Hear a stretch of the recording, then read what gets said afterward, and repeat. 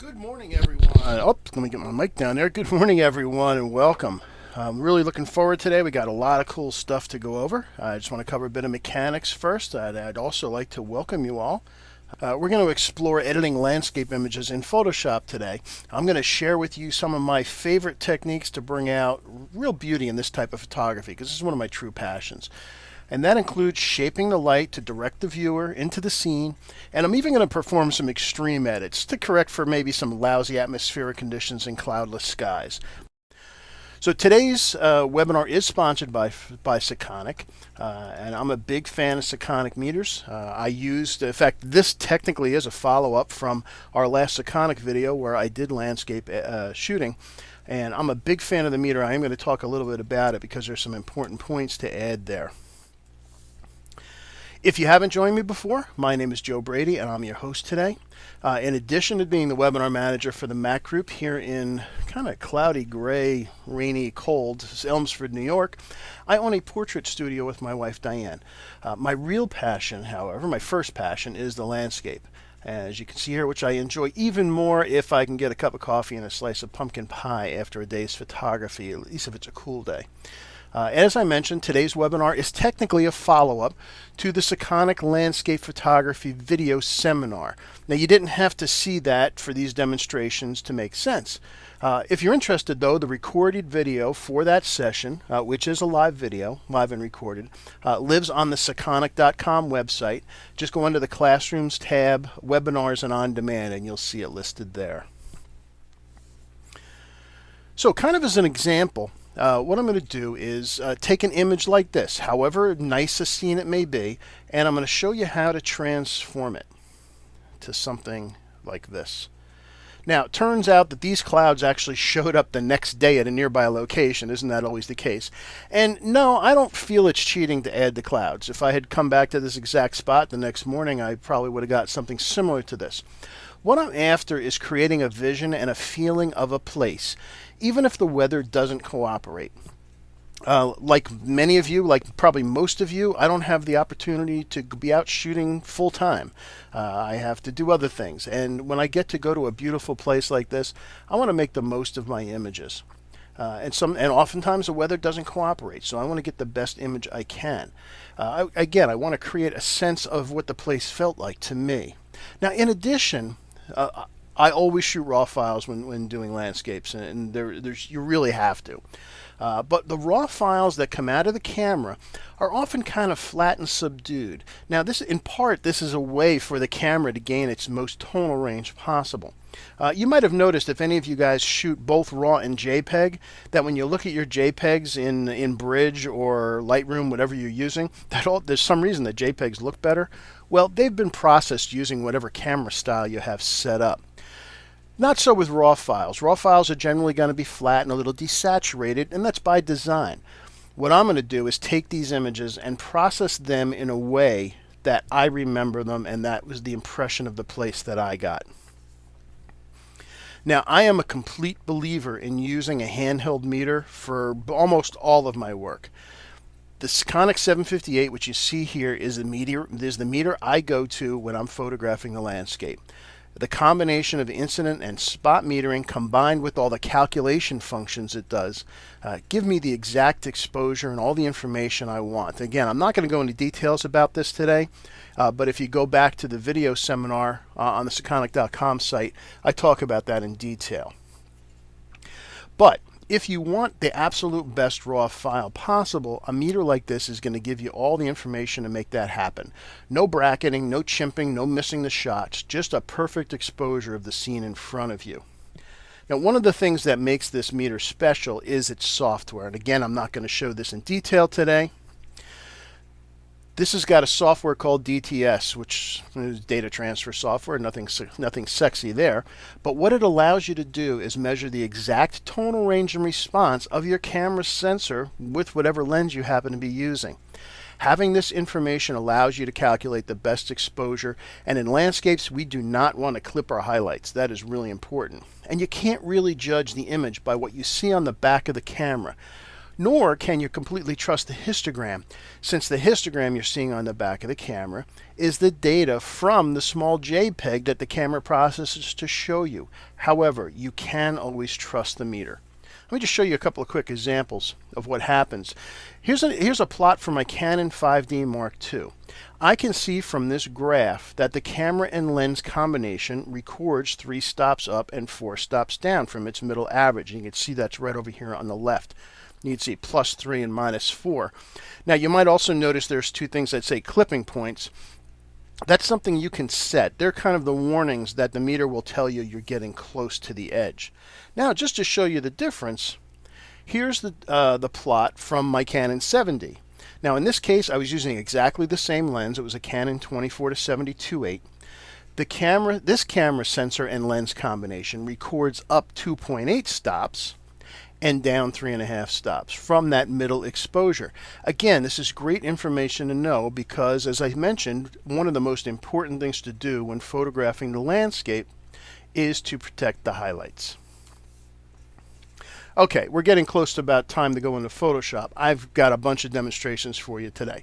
And as I mentioned, for those of you that joined me a little bit late, I've got way too much than I can possibly get to in 1 hour. So as I said, I'm going to continue this afternoon session sort of as a part 2 of this session. So if you'd like to join me, you can go on to the Sekonic.com site or back to your invite and register.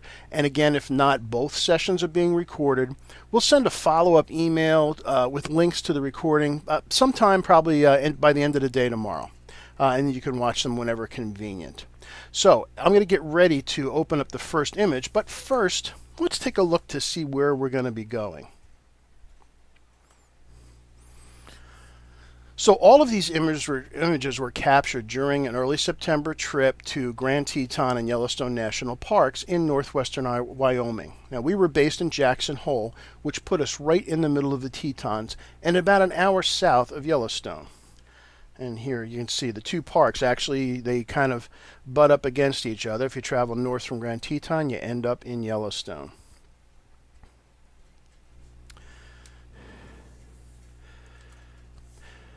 Now, the first image we're going to take a look at is called one of the MOULTON barns. Sometimes they're called America's barns. They're probably the most photographed barns in the country. And they are located, again, I'll get you a little map here. There's 2 barns there. They're actually pretty much the same structure, the major difference being the northernmost barn has some old wooden fencing around it. Now, with the Tetons in the background, it's a very dramatic scene. It's best photographed with a mid-range telephoto so that you can maintain the majesty of the snow-covered peaks in the background. And all year round, there's snow on top of these mountains because there's some glaciers there.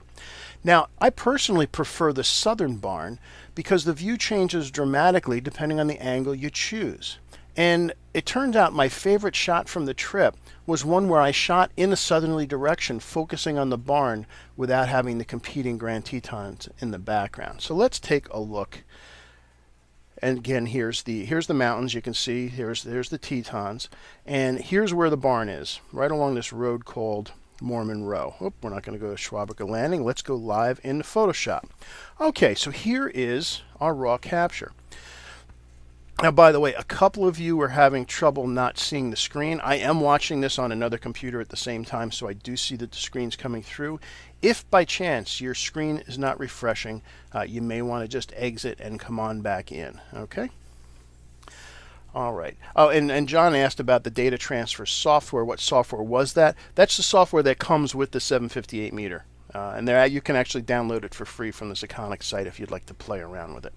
All right, so here's our image. Okay, pretty good. This is kind of a sunrise shot, very golden glow, but it's kind of flat. And again, by design, because most of the cameras will do that to protect the tonal range. So what's the first thing I like to do? Well, this is one thing that you can pretty much do to all your images, and it's going to have some kind of generally cool effect. So let's go through the process. First, and I'm going to ignore these other layers. These are my notes for myself. I'm going to click on the background layer, and the first thing I'm going to do is duplicate it. Now, there's 2 ways to do that. I can either drag it to the little folded page here, or I can just hit Command or Control J, and that will make a copy of it. And what I'm going to do is change the blending mode of this layer. And the blending modes are right here. Now if I click on the blending modes, these all do things, they're kind of grouped in functional areas. With the exception of dissolve, I still have not found a use for dissolve. But this first group here, these blending modes will all darken the image below. These will all lighten. These groupings will affect the contrast. This is kind of a strange grouping. The only one of these I ever use is difference, and I don't think we're going to get that today. And then these last groupings have to do with color. So what I'm going to do is change the blending mode of this duplicated layer from normal to overlay, and watch what happens. Now it's kind of extreme, but you can see it has some good effects. The real trick to this is go ahead and do that and then bring the opacity down. So I'm going to bring the opacity of this down. Probably, I usually go around 30% and see what happens. Actually, in this case, maybe a little more. Let's try about 40. Now, just simply that little act of duplicating and changing the overlay, look what's already done to the image. It's added a lot more pop to it. Now, however, when I did this, I'm looking at the sky. I'm not looking at the rest of the image. I like it when it's a little bit higher on the sky. You can see as I drag this up and down, the effect gets more dramatic. Problem is, it makes the foreground get a little bit too contrasty. So I'm going to leave it at 70% because I really like what it's doing to the sky there. However, what I'm going to do is add a mask. And I'll do that by simply clicking on the mask icon down here. And that adds a mask to my background copy. Now, anywhere I paint on this mask with black, it will mask the effect of this layer on the layer below. Anywhere I paint with white would actually open it up. Now, the mask is currently white, so everything's showing through. So I'm going to hit the letter X on my keyboard to switch black and white, put black in the foreground. And one first quick editing tip if you're not familiar with this. If on a Mac, if you hold down Control Option, on a PC, I believe it is Control right click. If you hold both those keys down and click, as you drag left and right, it will make your brush larger and smaller. If you drag up and down, it will change the edge hardness of the brush. So if you guys were used to using the bracket keys to size your brush, once you do this, you will never go to the bracket keys again. It's just so much faster to do it this way. I actually didn't know until recently that this function even existed. My friend Eddie Tapp showed me this, and once he showed me this, I haven't gone back to the bracket ever again. So typically I'll start at about 10%. Now I can come up here to the opacity slider and I can dial in my numbers, or if I just type in, let me come back in here. If I type in 1, that gives me 10%. If I type 5, it gives me 50%. 9 gives me 90%. 0 gives me 100. So I'm going to start. Actually, I do want to mask a little more of this out. I'm going to work at 20%. I've got black. I've got my mask chosen. And I just want to bring down the contrast of this foreground a little bit by painting with some black. And this is cumulative. So if I continue going over it, it will continue to have that effect. And you can see the mask here. In fact, if I hit Alt or Option and click on the mask, it shows what I just did. So I just add a little bit of gray mask to partially mask that out. And now you can see on and off. Now we're getting in pretty good shape. Now I want to combine these two because I want to do some more operations to them. So what I'm going to do is stack them because some cases I may want to come back to this. So to stacking basically is flattening the image without actually flattening it. You're flattening it, but you get to keep all your layers. And it's kind of a little hidden thing in Photoshop. What you do is you click right here. This is the flyout menu, and hold down Alt or Option while you do that. So I'm holding in the Alt and Option key. And what I want to do is hit Merge Visible. Now I'm keeping the Alt and Option key or Option key down. And what that does is gives me a new layer right above where I am. Oh, I let go. Right above where I am, you see it just created layer 2, which is a combination of the two layers I just made. Now this is going to become real important a little bit later, so I just wanted you to see that. Oh, again, a couple of you asked for the shortcut for the brushes. For you Mac folks, it's hold down Control Option, both of them at the same time, click, and then drag left and right to change the size, up and down to change the edge hardness. And okay. And Norman, thank you for your PC, folks. It is Alt right click on a PC. It does the same thing. All right, so we've got our stack here. And what I want to do now is I want to run it into one of my absolute favorite softwares for editing landscapes. If you're a serious landscape editor, I highly recommend you to make this investment. I'm going to run into Nick's Viveza software, which is under Filter. So I'm going to go into Viveza, and to me, Viveza is the absolute greatest landscape editing. I use it for portraits as well, but for me, mostly I use it for landscapes. So I'm going to move this over here. And first I have global adjustments over here, brightness, contrast, saturation, etc. Those are all kind of okay. One thing I do like to play with, though, is structure. And the best way to describe structure, in my words anyway, is it's kind of a localized contrast. If you guys use Adobe Camera Raw or Lightroom, it's similar to the clarity function in the basic panel there. And I'll bring it way up so you can see what happens. You see what it does to the image. Now it can start to make it a little bit, for lack of a better term, a little bit crunchy. Oops, let's just go to 100%. That was too much. And it will add some grain, so you got to be a little bit careful with it. Let's just let the image catch up. All right, so I like what it did to the foreground. It did a little bit too much to the sky. I like what it did, but it just added a little bit too much grain. And there's a couple ways we can deal with that, which we'll get to in a second. Sorry, I keep zooming in when I mean to zoom out. Okay.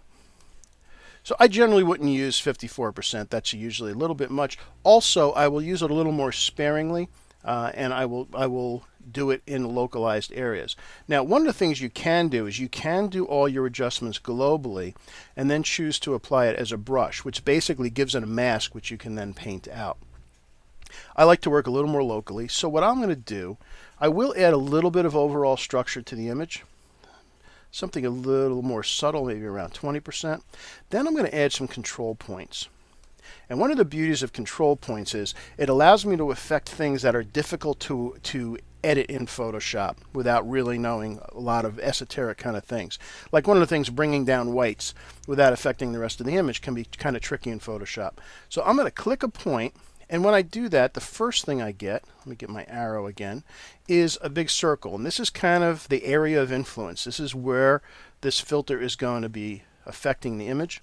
Now, it is also based on the tone. So if I have this white thing here, I can make adjustments. It's not going to affect areas down here, even though the circle does cover it. What I want to do is bring the brightness down a little bit of these clouds. So let's just drag that down a smidge.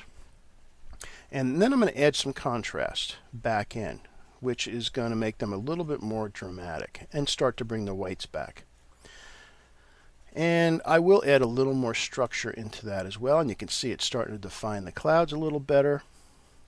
Actually, I think I made it a little bit too dark, so just about like that. Now, if I like what I've done, what I can also do is just hit Command or Control D, which will duplicate that set, and I can then drag it elsewhere to see where I want. Now, I like what it did over here, but it made this blue in the clouds, although that blue was really there, it made it a little too heavy.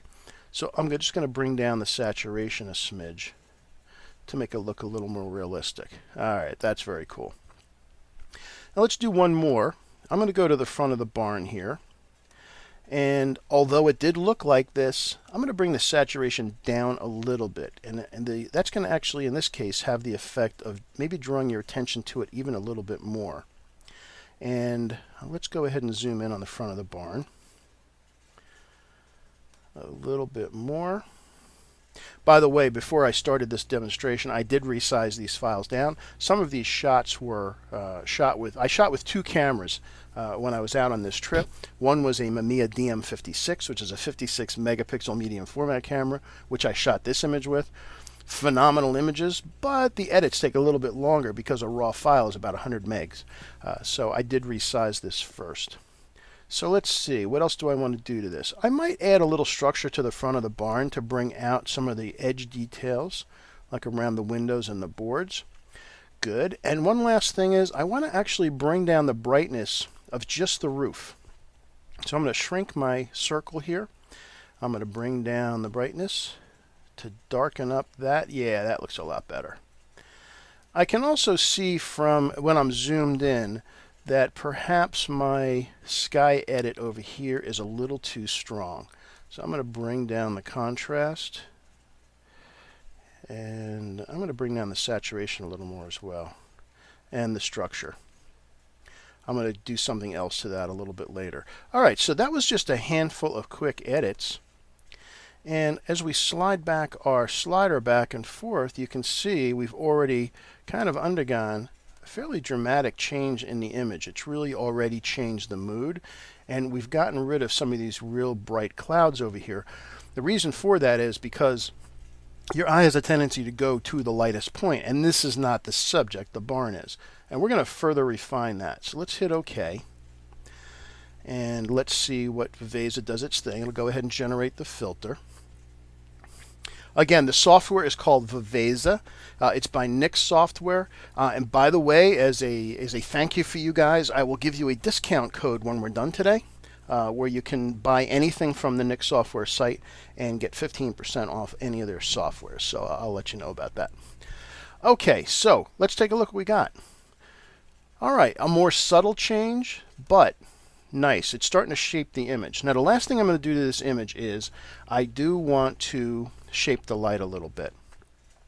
One of the things about landscape photography, unlike portrait photography, is you don't get that complete control over the light. So I'm going to do it myself to better help direct the viewer into the image. And to do that, I'm going to create a blank layer just by hitting the little folded page there. And the first thing I'm going to do is change it from normal to overlay. Then I'm going to fill the layer with 50% gray. So let's go there and hit OK. And you see, wow, it's a gray layer, but nothing's happened. If I change it back to normal, you'll see there's my 50% gray layer. Now, the real reason I do this is just so I can kind of keep track of where I paint. Now, what overlay does is anything that is 50% gray has no effect on the image. Anywhere you paint on this layer that is lighter than 50% gray will have the effect of lightening the image, and anywhere you paint darker than 50% gray will darken the image below. So I'm going to get my brush again, and I want to add a little more drama and depth to these clouds again. So I'm going to go to 10%, so I just hit number 1, and I'm going to start painting with black. I'm going to give myself a nice big brush. I'm going to paint with black on this side of the sky. And the cool thing about when you paint black is something that's already white doesn't get affected. I'll make it a little bit smaller. I'm going to darken this area here. Now, yes, I know this looks like a lot, but bear with me because I'm painting a little heavily so that I can then bring it back. Darken up the sky over here. Okay. Now, what I want to do is, this is where I want your focus to be. I want to focus so that your eye is drawn into the barn. So I've darkened the rest of this image here. I'm going to hit X to put white in the foreground, and I'm going to add some light there. Oh, I just realized I was doing something really screwy.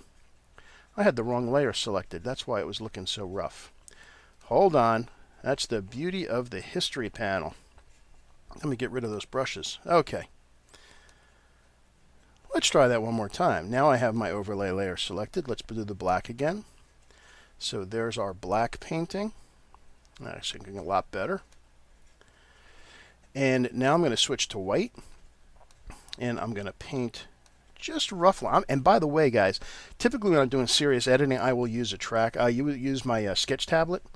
My Wacom tablet. I'm doing this all for you using my laptop and my touchpad. So you really can do this fairly roughly. I also want to darken these background hills a little bit because there was some haze. And again, that'll have the effect of, again, bringing your focus in. I'm going to darken this little bit of foreground a little bit. And just that one little bit of quick editing, let's turn that back to normal so you can see what I just did. So there's basically the light mask that we just created. That's the light shaping. Let's put it back to overlay. And watch what happens when I turn it on and off. Look at the difference in the image. Now by having that light part in the middle, your eye is more directed to the barn. Now, if you find this a little strong, you can bring the opacity down a smidge. And Again, very cool.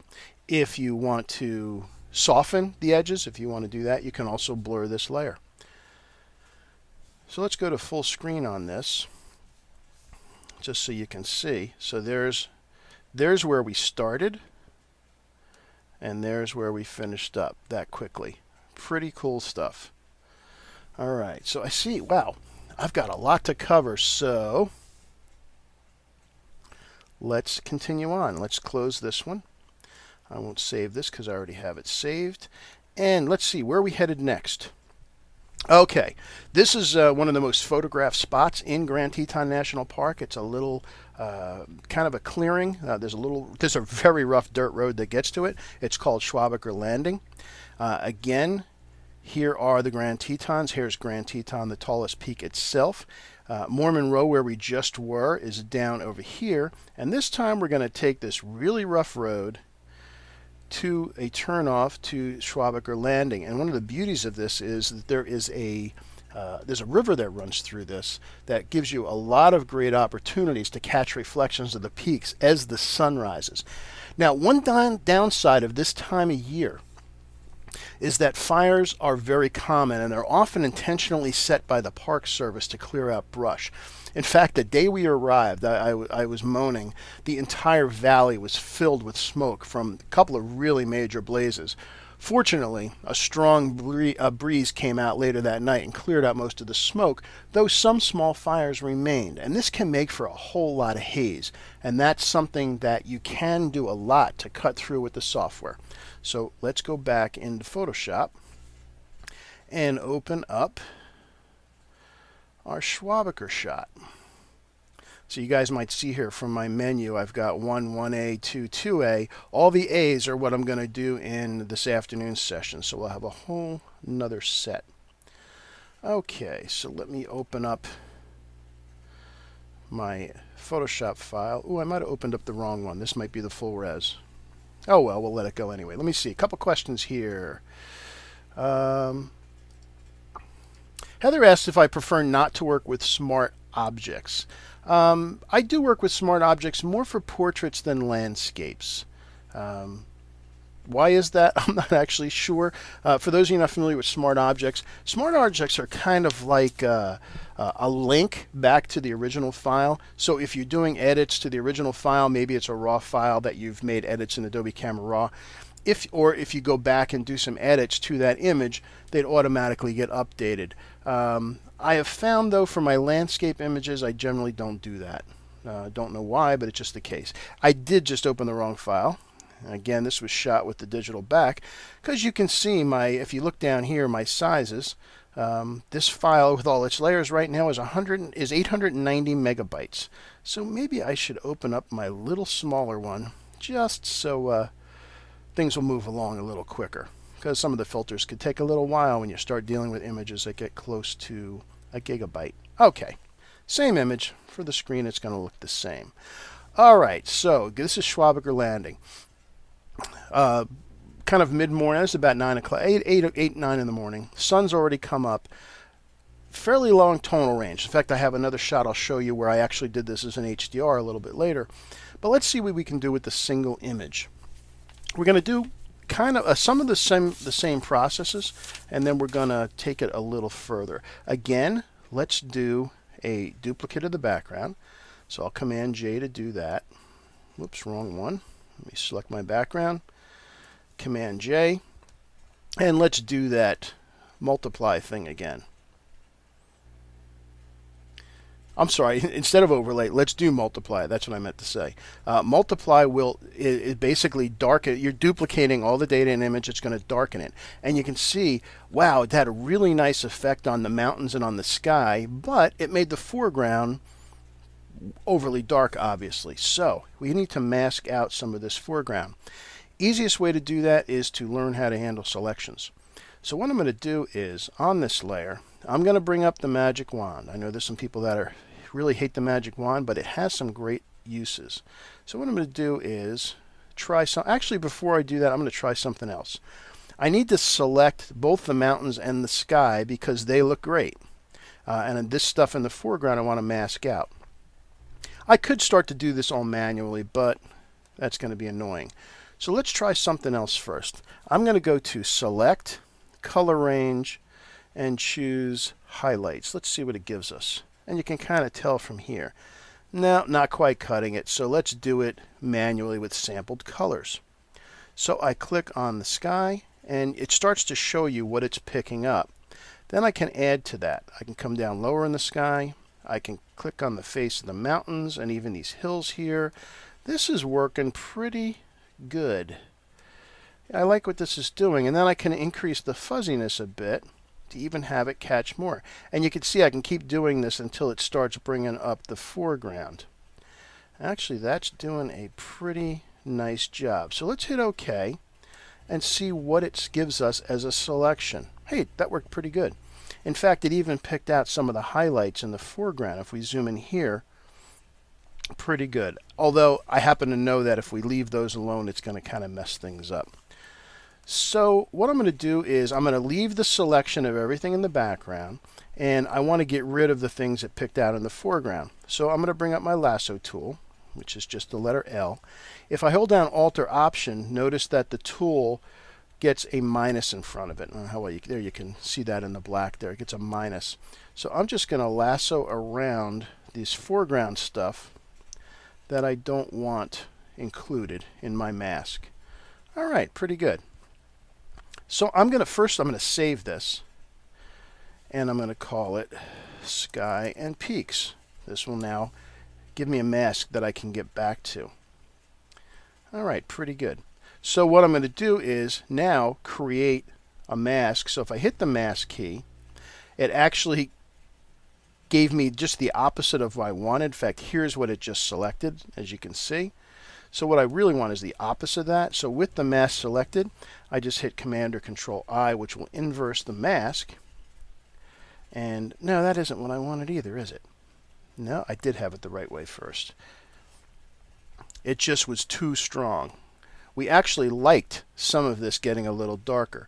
So what I can do is do an operation on the mask itself. You might not think that this is something you would mess with. Well, watch if I bring up the levels on the mask, I can increase the output levels, which starts making the black somewhat gray. And you can see some of the darkness starting to come back in. So if I hit OK and now look at the mask, now you can see what it is that we got. So just by doing that, by doing a multiply and then a mask and bringing up the density of the blacks, we actually made a lot of progress pretty quickly. That's already looking pretty cool.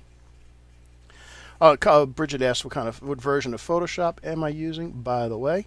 Yes, this is CS5. And someone's being driven nuts by my all my layers being here. Fine, if it's driving you nuts, let me get rid of them.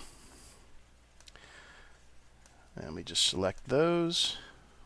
There, these are the layers we're working on.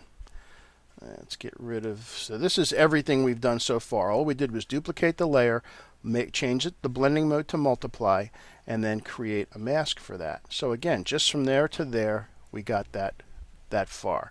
Now again, I want to combine these.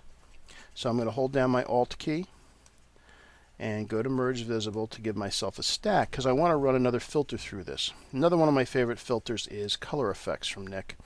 And to me, the price alone of just a couple of these filters justifies having this set. I use these filters for both my landscape and my portrait work. But one of the ones I absolutely love for landscape work is called the polarizing filter. And it is right here. And you can see if I click on that, I can adjust the strength. And it has the effect of if I actually had a polarizer on the front of the camera. So if I want to get my sky just a little bit denser, you can see it has the effect of also brightening up my foreground a little bit and adding a little bit of contrast. So I like what that did. And just like when we were in Viveza before, you can also add control points and increase or decrease the effect on certain areas. But I really like what it's done. Something new in the latest color effects also is you can create recipes where you can combine. And I've got some of my own custom recipes I've created here, including one where I have a polarizer and add some warmth to it. So you can see right here, this polarizes and adds warmth. Now this particular image did not need that. Here's one where I use this is actually a skin softener. I actually use this for portraits, but strangely enough it has a nice effect on landscapes as well. So you can do this as well. But I'm just going to go back to the standards, and all I really want to do is run the polarizer filter and just get some more density in the sky, because the sky has a little bit of flatness in it. But you can see it also brought out the foreground. So I'll hit OK there.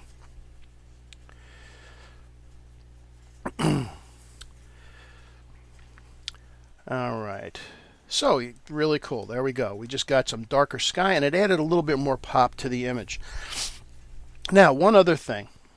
I think my shadows in these trees are getting a little bit too dense. So I'm going to bring up Viveza again. So let's go to Viveza, and I want to lighten up in here. So I'm just going to add a control point into this. I'm going to increase the brightness till I start to see not too much. I just want to get rid of some of the inky blackness of it.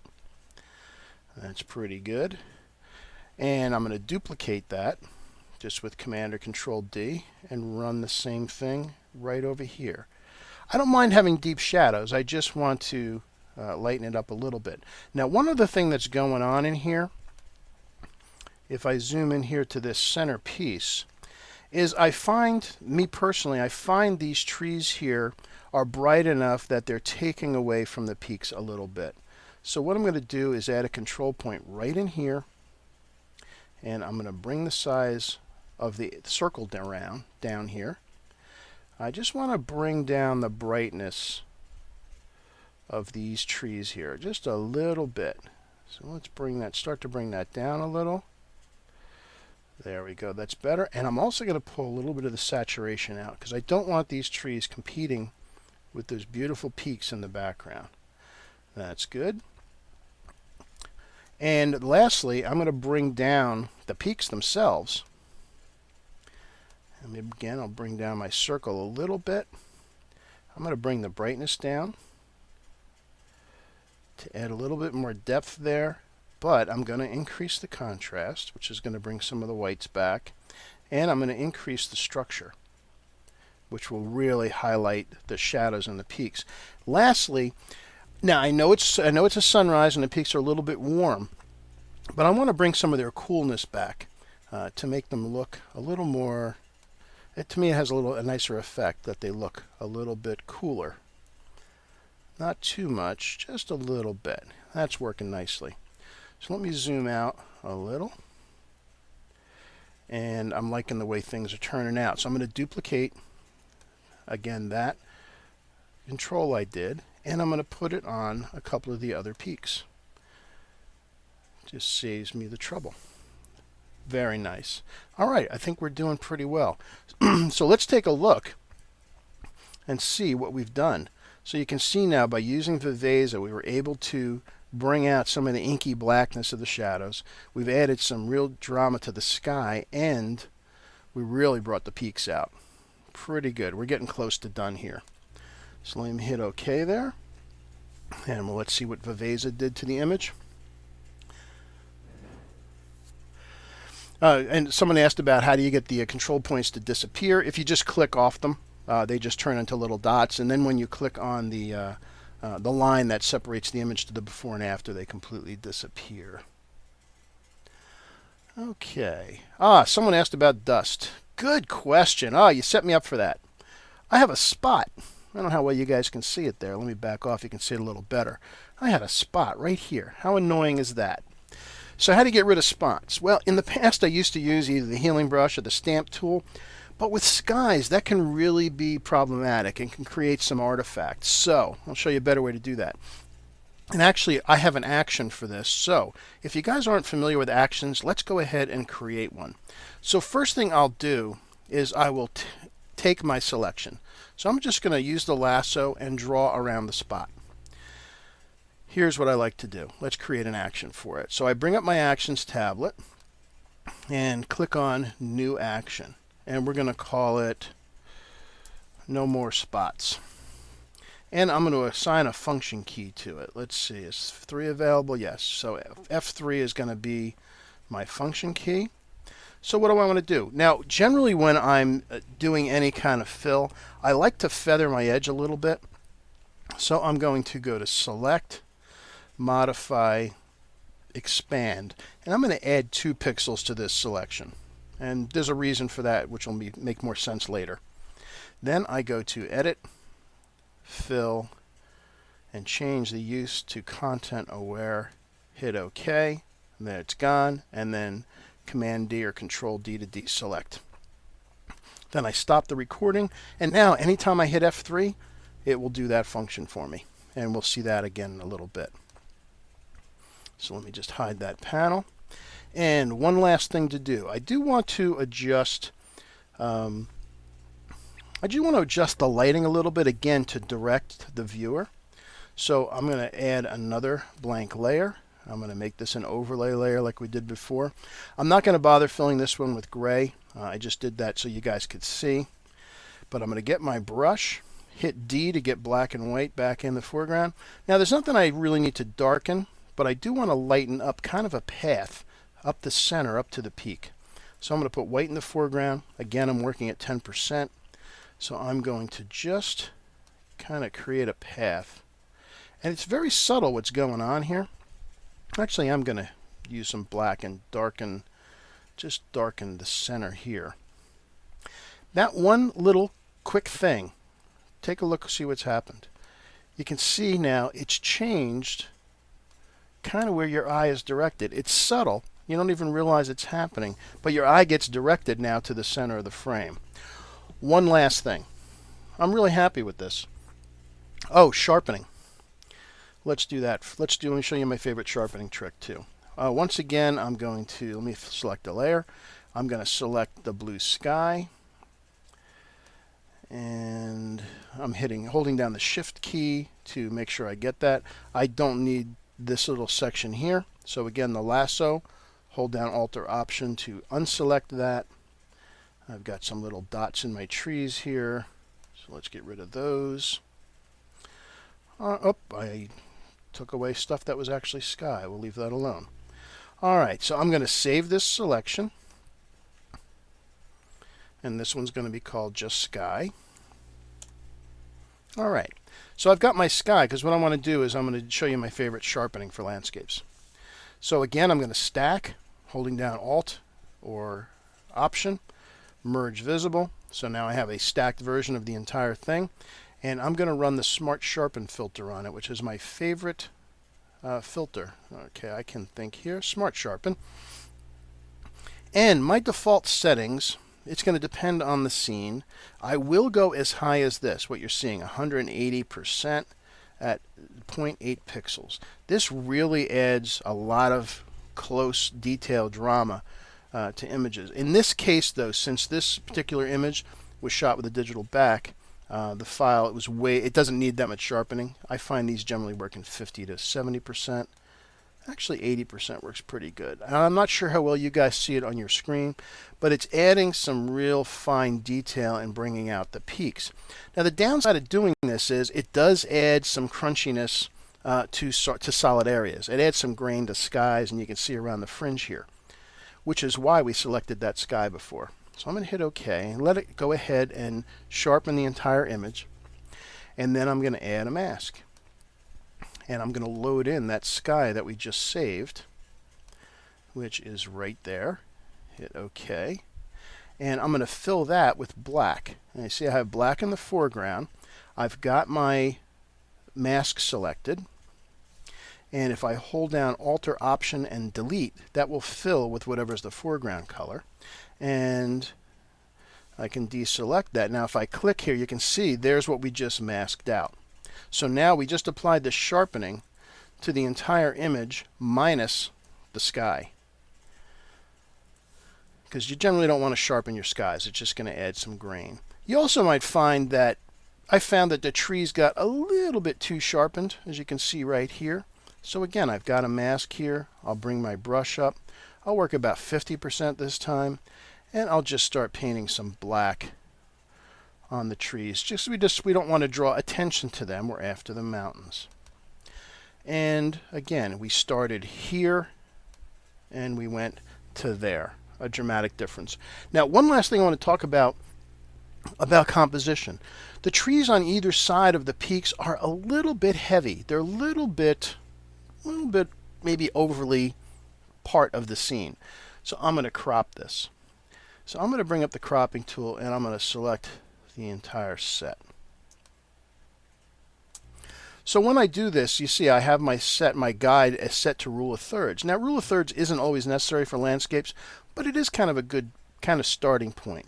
And what I want to do is take away a little bit of the trees and focus on the peaks a little bit more. So I'm going to make this a little bit more of a horizontal.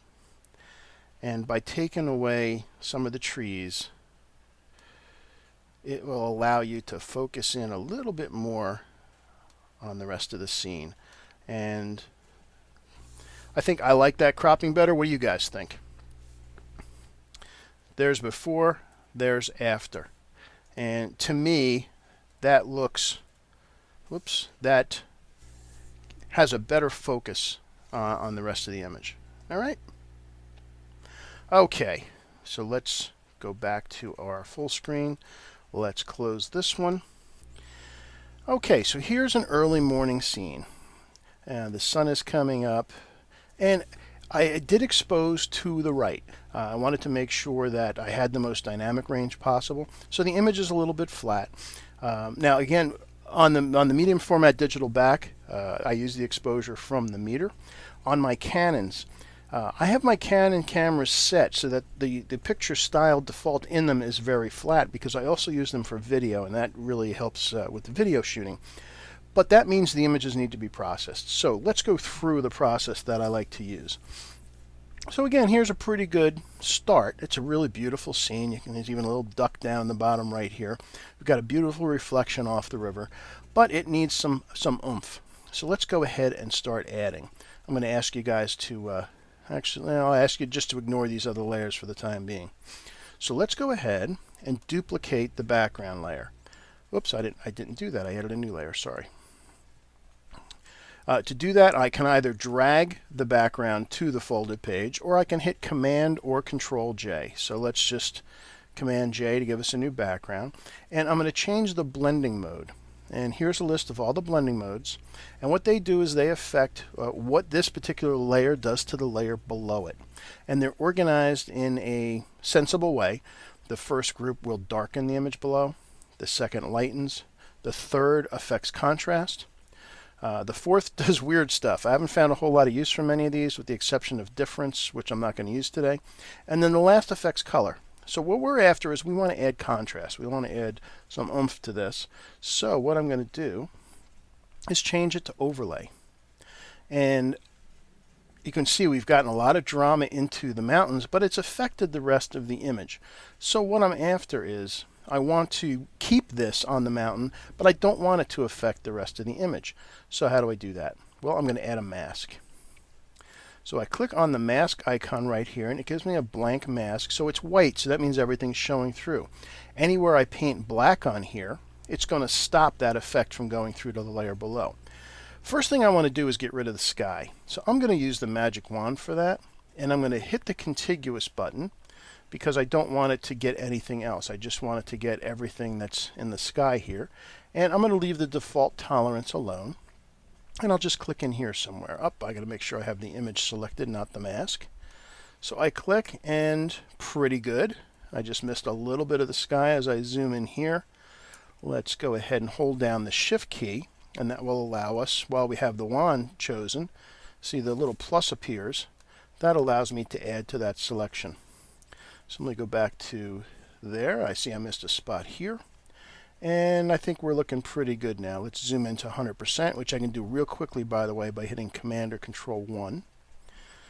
And, oops, I lost my selection. Hold on a second. Where'd my selection go? Okay, there we go. All right, so again, holding down the Shift key allows me to add. Let me check the other side, and that looks pretty good. Now I might need this later, so I'm going to save this sky selection by going to Select, Save Selection, and just simply call it Sky, and hit OK. So I'll double click on the hand. That gives me full screen again. And with my mask, there's my mask. You can see if I have anything selected, it automatically creates a mask. Now what I just masked out was all the foreground. Well, I wanted to keep the mountains. I wanted the sky to be masked out. So I can just simply invert that, and I'll do that with Command I. So now I have the sky masked out. So now if I turn this layer on and off, you can see what's happened. So I was able to apply this effect to the mountains, but not affect the sky. So, good start. Okay. Now, Rob asked a question, said that works great if you don't have a bunch of trees on the skyline. I'll be ready for that. So stay tuned. I'm actually going to address that too later. Now, I've got my mountains looking pretty good, but the foreground now is a little bit too dark. So I'm going to add to this mask. I'm going to hit D to get my black and white back into my default colors. Bring up a brush. And a great tip, by the way, if you guys use the bracket keys to make your brushes bigger and smaller, I'm going to show you a way you're never going to do that again. For you Mac people, it's Control-Alt. Hold both of those down and click. As you drag left and right, that makes the brush bigger and smaller. If you drag up and down, that makes the edge harder and softer. Once you start using this, you'll never use brackets again. Alright, so I've got my brush here. I'm going to work at about 50%, and you can see here's my opacity up here. I could open this and drag the slider back and forth, or if I know I want to work at 50%, just type the number 5, and you can see it automatically changes to 50. I'm going to zoom out just a little bit so I can see the image a little better. And get my brush, and I'm just going to start painting. Whoops, I was painting on the image itself. With the mask chosen, I'm going to start painting over top of these areas here that I want to start to bring back. And that's looking a lot better. All right, again, so that quickly, and I can take a look at my mask, what I've got. Oop, I missed a spot right there.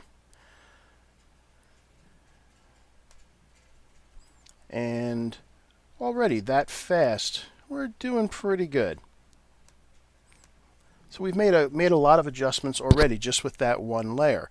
Now what I'm going to do is I want to add a filter to this, but I'm going to stack this first. And stacking is where you're able to in essence flatten the image and keep all your layers. So to do that, you hold down the Alt or Option key and go to Merge Visible. Now nothing changes on the menu. If you don't hold down Alt Option or Option, it just flattens those layers that you can see. If you keep this held down, it gives you a flattened version of the image, plus you get to keep all of that. Oh, Carl asks a good question. Do I do any corrections in Photoshop RAW first? And the answer to that is yes. I will do a lot of corrections. In fact, thank you for reminding me that. I will do, when I do the next demonstration, I will start out in Adobe Camera Raw. So thank you for that. All right, so I've got my flattened layer. The filter I want to run through this time is one of my favorites for landscape work, and it is Topaz Labs Adjust. Now, just yesterday, Adjust 5 shipped. And Adjust 5, if you're a landscape photographer, actually really any photographer, these filters are really inexpensive and they're an absolute must. 5 adds a lot of new stuff. I'm not going to do a full-blown demo on it, but you can see as you scroll through, up in the upper left-hand corner, you get a thumbnail of the different effects. Now the one I'm running is actually one from 4. It's called Spicify. Yes, it's way overblown. You can see it's really kind of supernatural here, but that's okay. I'm just going to go ahead and run this because what I'm after is just a piece of it. Now that's kind of cool, but it's super done. What I really want to do is just bring the saturation or the opacity of this layer down. So let's bring it down. Let's see what a 50% does. And now it's starting to look natural again, except if we zoom in, you can see It's just really super kind of contrasty and detailed. So I'm going to back that off a little bit more, and that's looking pretty good. One of my favorite filters for doing any landscape work. So again, this quickly we've gone from there to there. So look where we are already. Very cool. Again, it's Topaz Labs. And by the way, as a thank you, when we're done today, I will give you a coupon code that will allow you to get a discount off of any of the Topaz softwares as well as any of the Nix softwares, which we're also going to use. And Gail asks, can you stack filters in Topaz? And the answer is now with Topaz 5, with Adjust 5, yes you can, finally. And Charles asked, do I prefer Topaz over Nik? No, I don't prefer. They're very different. They're very different functions. There's lots of different filters out there to do different things. I use a handful of them. We're going to go into Nik in a little bit. I'm a big fan of Nik Viveza, Silver Effects, and Color Effects. They do different kinds of things, and we'll see that. And Topaz, if you want to look more into Topaz, it's topazlabs.com. Nik is nixsoftware.com. And Sally asked, can I use Topaz in CS3?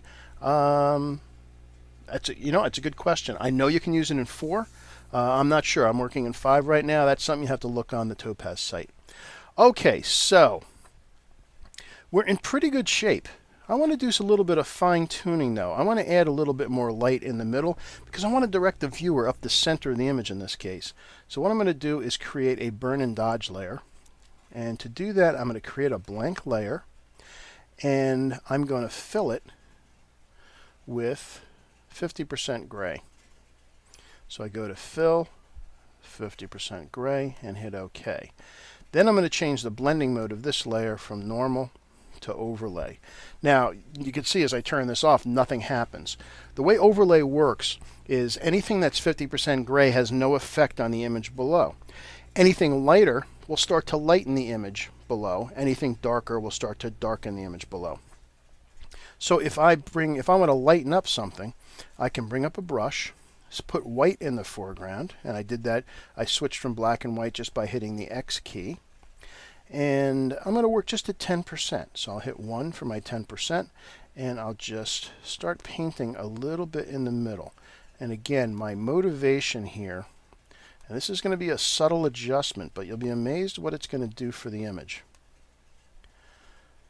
All right, just by doing that, that's all I did. In fact, if I turn this back to normal, you can see what it was I just did. That's all I did. I just added that kind of little bit of blob of white in the middle there.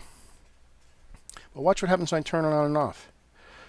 Look what it's done. It's added that little bit of light in the middle that directs you more to the middle of the frame. It's a very cool effect. And I can also, while I'm here, if I want to, I think I'm going to darken the foreground, the base of the peaks a little bit. So let me switch to black. And I'm going to just add a little bit of density there. In fact, while I'm at it, I'm going to shrink my brush a little, and I'm going to lighten up the peaks just a little. So what I'm doing is I'm shaping the light to get to where I want to be.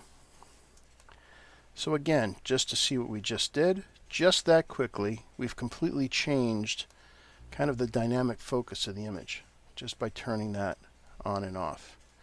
All right, so I like what's going on. However, the sky is really boring. And this is one that I think I'm going to add some clouds to. So if you remember before, we actually added a sky. We saved the sky selection. So let me create a new layer.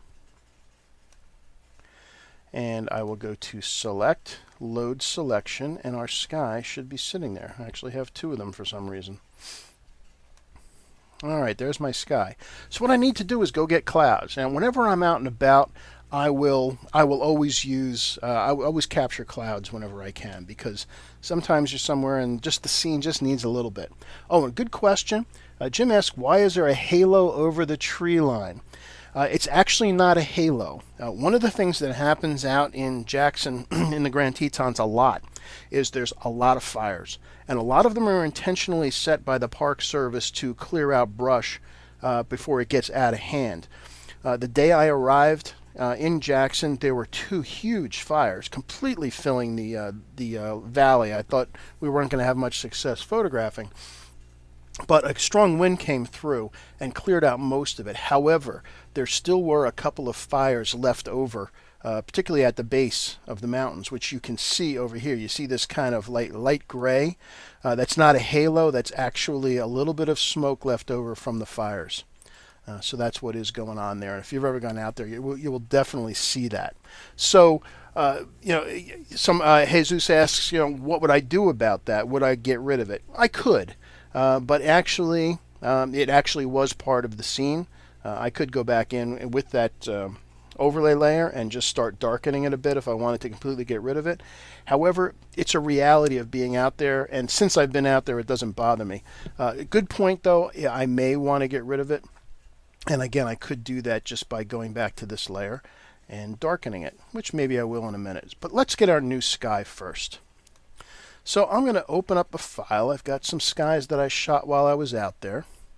In fact, I'm going to ask your guys' opinion. All right, whoever tells me first. I've got one with lots of clouds, which is this one. Actually, I'll open them both. Actually, I'll open this real big one. I've got one with lots of clouds and one with a more subtle cloud. So there's my subtle clouds and there's my lots of clouds. So what do you guys want? You want lots or you want subtle? Okay, we got both.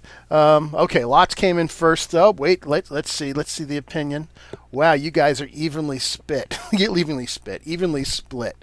between subtle and lots. Well, I'll tell you what, I'm all about keeping everybody happy, so I'll put them both in and you guys can pick after you see them in there. So let's start with the lots, because I have another reason to want to show you this. So I'm going to hit all. I just did Command A for select all, and I'm going to copy that and just close it. Let me go back to this scene here.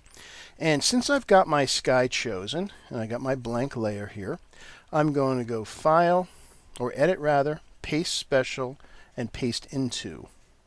And I have different color spaces. One's Adobe RGB, the other's sRGB. That's okay. I'll just do the conversion and let it paste in. And wow, I got this really dark blue. What's going on? Well, I'm going to hit Command T to transform. And what's happened is the big cloud thing that I opened up was a huge file compared to the smaller one that I'm working on. So if I hit Command 0, that will actually show me how big that cloud thing was that I pasted in. I could just move it around and have ginormous clouds. But what I'm going to do instead is just shrink it so that it's more closely matched to the size, and then we'll go back to full screen here. Still have issues though. Obviously the color density is wrong, the color is wrong itself.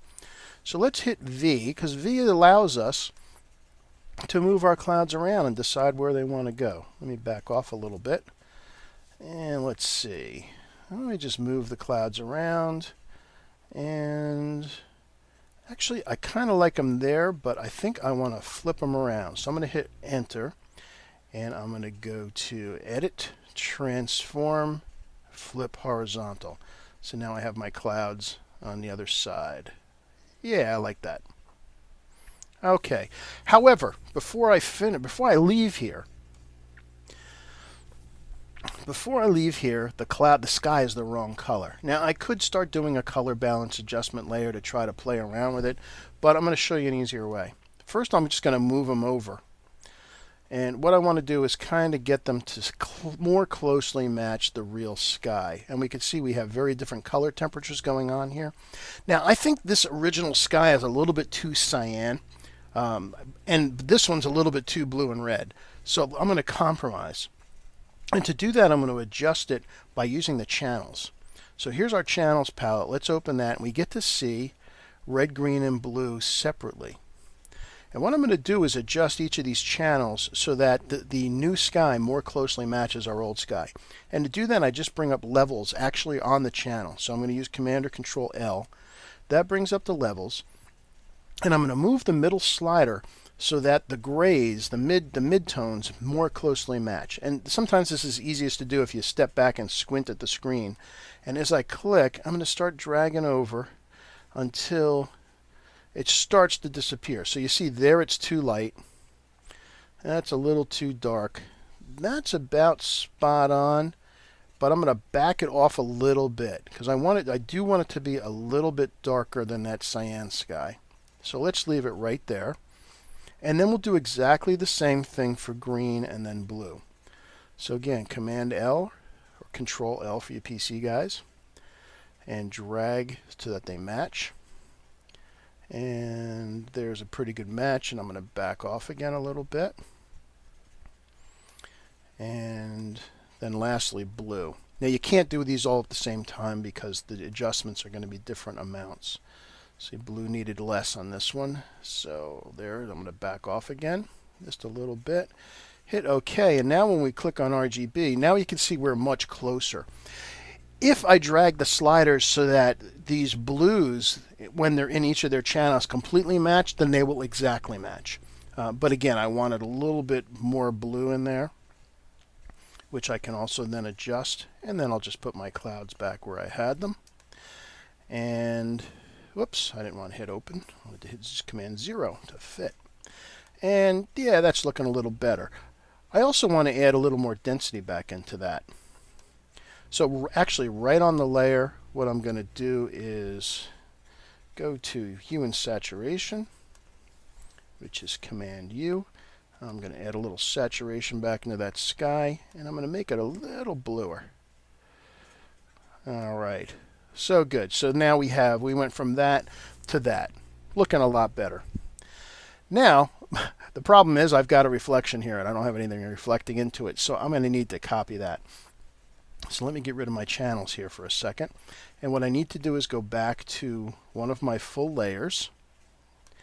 And again, I'm going to use the magic wand. I know some people hate it, but it works great for this kind of stuff. Let me turn off the contiguous thing.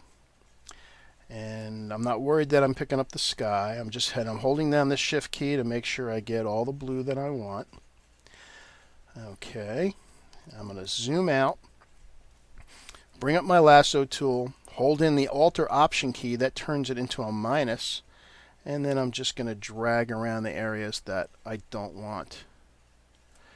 And there we go. I've got my reflection, the blue parts of my reflection showing. I'm also going to feather this a little later, but stay tuned. All right, so I'm going to create a new layer. And in this case, I'm going to take this layer with my sky. I'm going to do actually, let me save my reflection first. Let's save that and we'll call it reflection. So I can just deselect that. So I've got this, my sky. I'm going to take the same clouds I used. I did Command A for select all and copy. And then I'll go back to my blank layer, load my reflection selection back in. And once again, I'm going to hit paste into. Paste special, paste into. Now, one of the problems is it didn't line up, so I just have to use my move key until my clouds show up. The other problem is they're right side up, and I need them to be upside down. So I'm going to go to Edit again, Transform, Flip Vertical, and hit 0 so I can see everything, and kind of get them where I want them, which is probably realistically about there. Pretty good. Now, two things. One, in a reflection, it's going to be a little bit blurred, and two, it's going to lose a little bit of its density. So I'm going to bring the opacity down a little bit. I'm also going to blur it. So I'm going to go to Filter, Blur, Gaussian Blur, and actually about 5 pixels good in this case. Now, the last thing is we got a little bit of grunge from our selection. It's not a perfect selection here. So I'm going to bring up the mask. See, here's the mask we chose, and it was very particular about where it chose. What I'm going to do is bring up the mask control panel, and I'm going to feather the mask. Actually, let's take a look at the mask. And you can see the mask, by the way, by hitting Alt or Option and clicking on the mask. Then with the mask control panel open, I can actually start to feather the mask, and this will soften the edges so that we get a much smoother placement into that mask. Then we go back there, go back to 0, and I actually see that maybe my blur, no, actually I kind of like the blur. Yeah, that works. Now, one last thing I want to do for this. I do want to add a little bit more pop to it. So what I'm going to do is add one more overlay layer. I'm just going to change it to overlay. And just so you can see again, I will fill it with 50% gray. And I'm going to zoom out because I find it easier to see. I'm going to darken up the sky just a little bit. So I'm going to get myself a nice big brush, work at 10%, and whoops, put black in the foreground. And I'm just going to darken up the sky just to add almost a little bit of a vignette, just to add a little more density to that sky. And I'm going to lighten up the foreground a little bit more right in here. And that's looking pretty cool. So let's take a look at that. So let's, whoops, I didn't want to do that. Sorry about that. Let's take a look. So that's looking pretty nice. And I can turn off all my layers again so you can see the before and the after. So that's where we started, and that's where we ended up. And that's pretty cool. All right. Very good. So let's move on. And we're going to move on to another location. Where are we heading? Oh, we're heading to Yellowstone Falls this time. Okay. In this case, again, heading due north from Grand Teton. We're going to head to, so Grand Teton is just south off of this road. As we come up, there's a big loop around the center of Yellowstone Park. We're heading up here to the Canyon Village area. We'll zoom in on that a little more. And there's a thing called the Grand Canyon of the Yellowstone, if you have never been there. And there's a beautiful spot right here called Artist Point, where you have a spectacular view of Lower Yellowstone Falls. So let's go take a look there. Let's go ahead and open that up. And again, this is a really beautiful spot. I am actually going to work on the full-size file. Yes, we know. This was shot with the Mamiya again, so it's a 56 megapixel camera.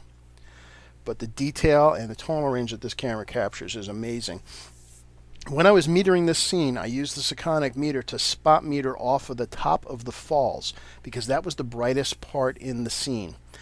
So when I'm metering, I will do that, and then I will take my shot, my actual reading that I'll use in the camera will be opened up 2.5 stops from that bright highlight because I know that is going to be safe.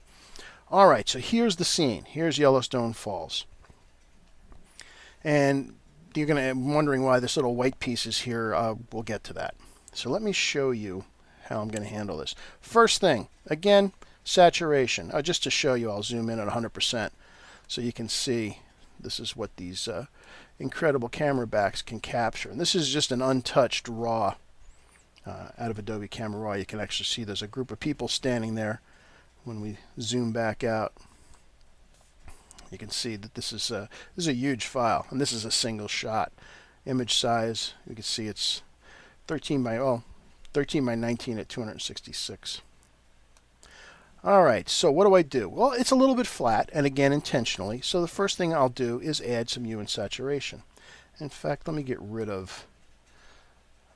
get rid of some of these layers. So let's go into hue and saturation, and we're going to add some overall saturation to the image because it was a little bit flat. So I'm going to bring this up about 20 points, which is pretty standard for most of my cameras. Now, by the way, when you're doing this kind of editing, you really have to make sure your monitor is calibrated. Now, I'm working on my laptop right now. If I were to print these images off my laptop, chances are I'm not going to be happy with them because the laptop monitor is nice, but it's not perfect. If you're real serious about landscape editing, you got to have a good monitor, and it's got to be calibrated and profiled. So what I do before I actually do any printing is I will look at my finished images on my good graphics monitor that is profiled before I go out to print, and I'll make my final edits there. All right, so I've got my saturation up a little bit. That's looking a little better, and we can turn that on and off and see. Yeah, that looks good. However, this the river here leading up to the falls, I want to even bring, I want to bring this out even a little bit more. So I'm going to do another hue and saturation. But in this case, rather than on the master, I'm just going to work on the blues and the greens. So I'm going to increase the saturation just to the blues, and you can see if I took it to the extreme, it would get kind of crazy. But I'm going to add blue, and I'm going to add some greens to bring out the trees a little more, because most of this scene is yellow and brown. Okay, I like that. So let's zoom back out, and again, let's see. We turn off these two hue and saturations. You can see now it's starting to get a little bit more pop. All right, liking what's happening here. What I'm going to do now is I'm going to stack this image. So again, I'm going to hold down Alt or Option, click on the flyout menu, and choose Merge Visible. That'll give me my stack. And now I'm going to do my sharpening. And again, my favorite sharpening is in Photoshop, is Smart Sharpen. Yes, I have sharpening softwares, but for this case, since this image can be used anywhere, I'm going to use my generic Smart Sharpen. And as I scroll through here, again, I'm not sure how well you guys see it.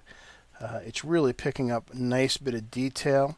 It's adding some more granularity to the rocks and to the sand. And even though this is a big number, 180%, if you keep your radius below 1 pixel, then you don't get those halos that can sometimes show up.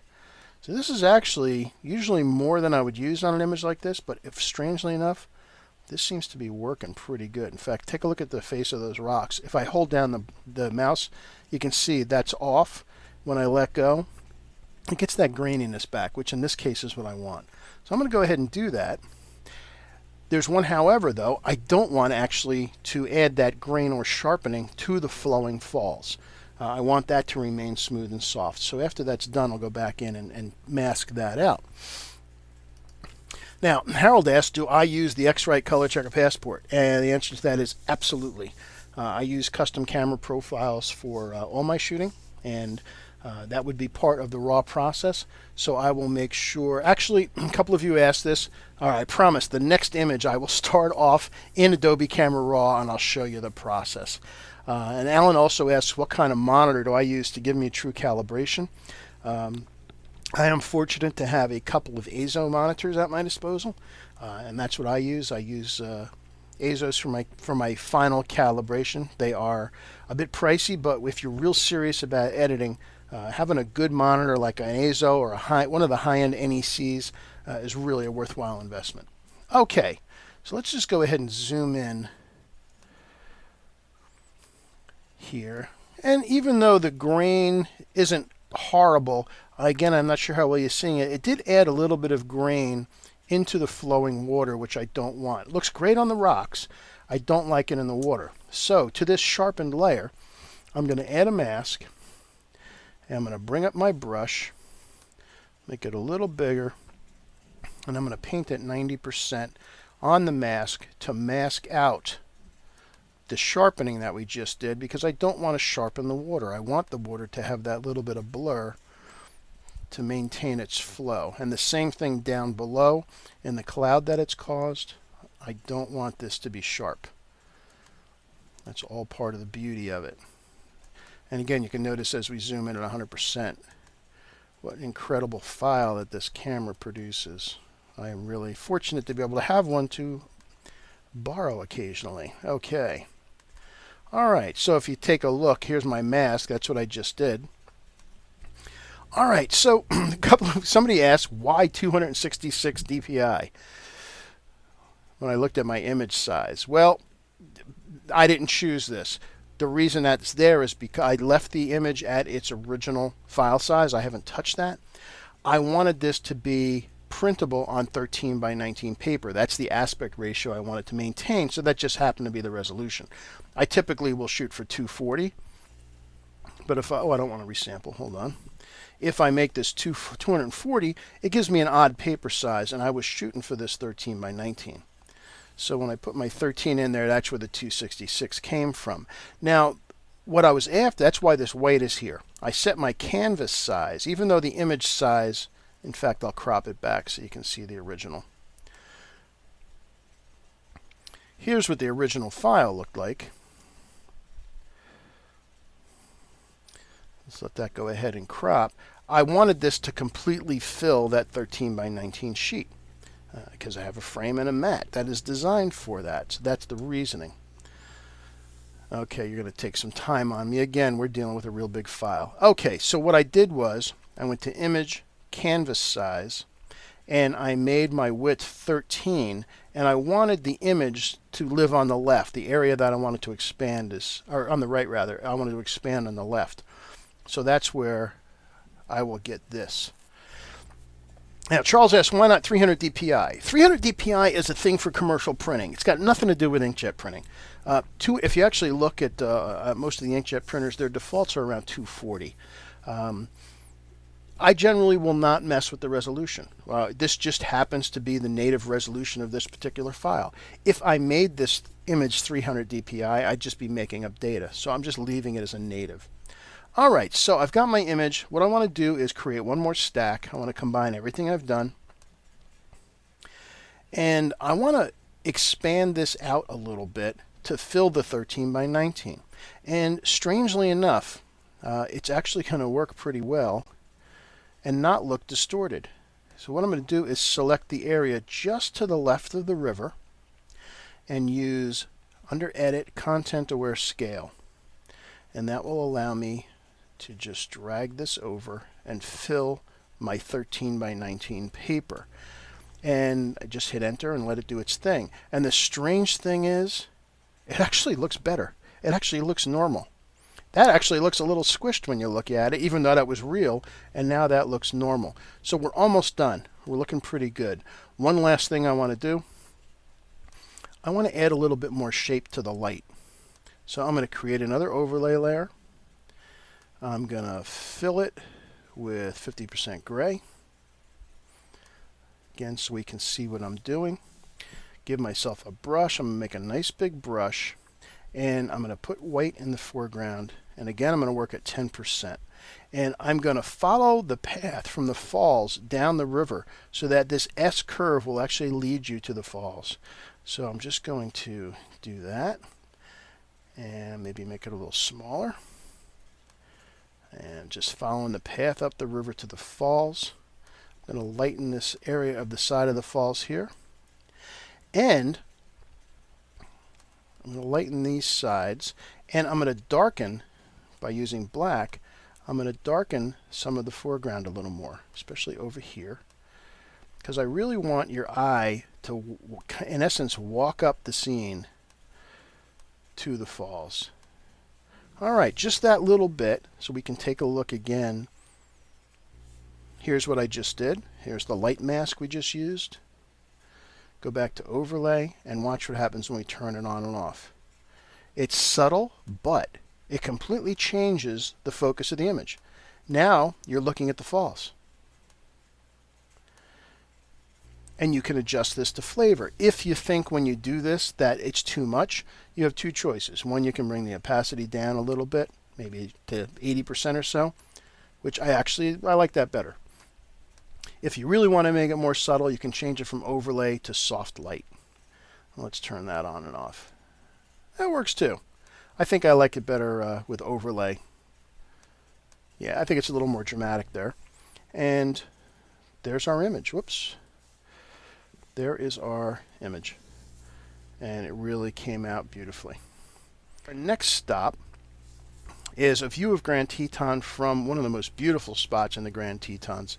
And that's a place called String Lake. Now here's a map of the Tetons. Here's the mountains. Here's Grand Teton itself in the lower left. And there's two lakes that are my favorite places to photograph. One is called String Lake, which is right here in the middle. And the other is the southern end of Lee Lake, which is right here. And I'll be doing a demonstration about that this afternoon. So again, here's the peaks we're going to be focusing on.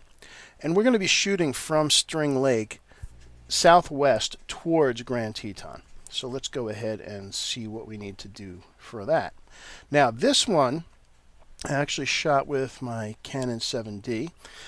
And I was a little bit bad because I did this handheld. The reason I did it handheld was I was shooting with one tripod and I had my big Mamiya camera on the tripod. So I shot an 8-frame stitch. So I'm going to open up all of these. And again, yes, I resized these to kind of move things along. Whoops, I don't want to show you the before, or the after rather. Alright, so here you can see, here's all of our different shots, and I did this just handheld. So I want to merge all of these into a panoramic. So I'm going to go to File, Automate, Photo Merge. Now, in my opinion, and I've heard people say otherwise, the only one of these layouts to use is reposition. The rest of these to me are just weird. So reposition, and I'm going to add the open files, which are those 8 frames. Is that all of them? 1, 2, 3, 4, 5, 6, 7. Uh-oh, I'm missing one. Let me add one. I missed this one. Let's open that one. Okay, let's try that now. So File, Automate, Photo Merge. And again, reposition, add open files. 1, 2, 3, 5, 6, 7, 4. Okay, we got them all. And I do want to blend them together. And I click OK and let Photoshop do its magic. Now, John asks, why am I shooting panels horizontal rather than vertical? Good question. It depends on the scene. I will often shoot panos vertically. This particular scene, though, since it was so wide, and since the lens selection that I had with me fit it, I happened to do this one vertically. I just found it easier to do, or horizontally rather. I found it easier to do, but I will do it either way. It doesn't matter. Okay, so it's almost done doing its stitching thing. And wow, it looks like there's lots of stuff missing, but you'll see that's actually not the case.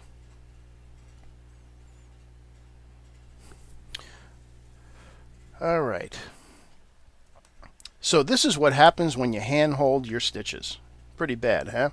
All right. Usually I use a tripod. In fact, I use a special head called the 5-way head that eliminates all of this stuff. But I had my other camera on that head, so. Okay, first I'm going to crop some of this. I'm going to crop out a lot of what happened here because it's pretty much got what I wanted about right there. Okay, getting closer. We're in pretty good shape, but I have holes here, so I'm going to use the magic wand. And I'm going to do contiguous because I don't want it to select both this top area here and down here. Now, if you remember, we created that action before, and this is the reason that I included that expand on the selection, because sometimes if you do a content-aware fill based on something like this, if you have straight lines like this, it will leave a couple of pixels out, and you can kind of see the border. By doing that expand, that eliminates that. And if I just hit my my function key, there it goes, it's done. Same thing here. So again, what I'm doing through this action, if you missed the action, was after the selection, I go to modify, expand, I'll add 2 or 3 pixels to it, and then go to edit, fill, and content aware. But I don't have to go through all that because we created that action with the function keys before to keep that from happening. And already pretty cool. So here we go. Here we have our full 8-frame stitch. Now, when I was working on this original file, even though this was with my Canon 7D, the 16-bit files, and 8 of them being stitched together, by the time I was done with this image, it was over 2 gigabytes, which is why I shrunk it down for you guys. Okay, so we've got our content-aware fill. I'm going to once again duplicate the layer, and I'm going to change it to overlay. Again, way too dramatic, but I'm just going to bring the opacity way down, somewhere between 20 and 30%. Yeah, that's good.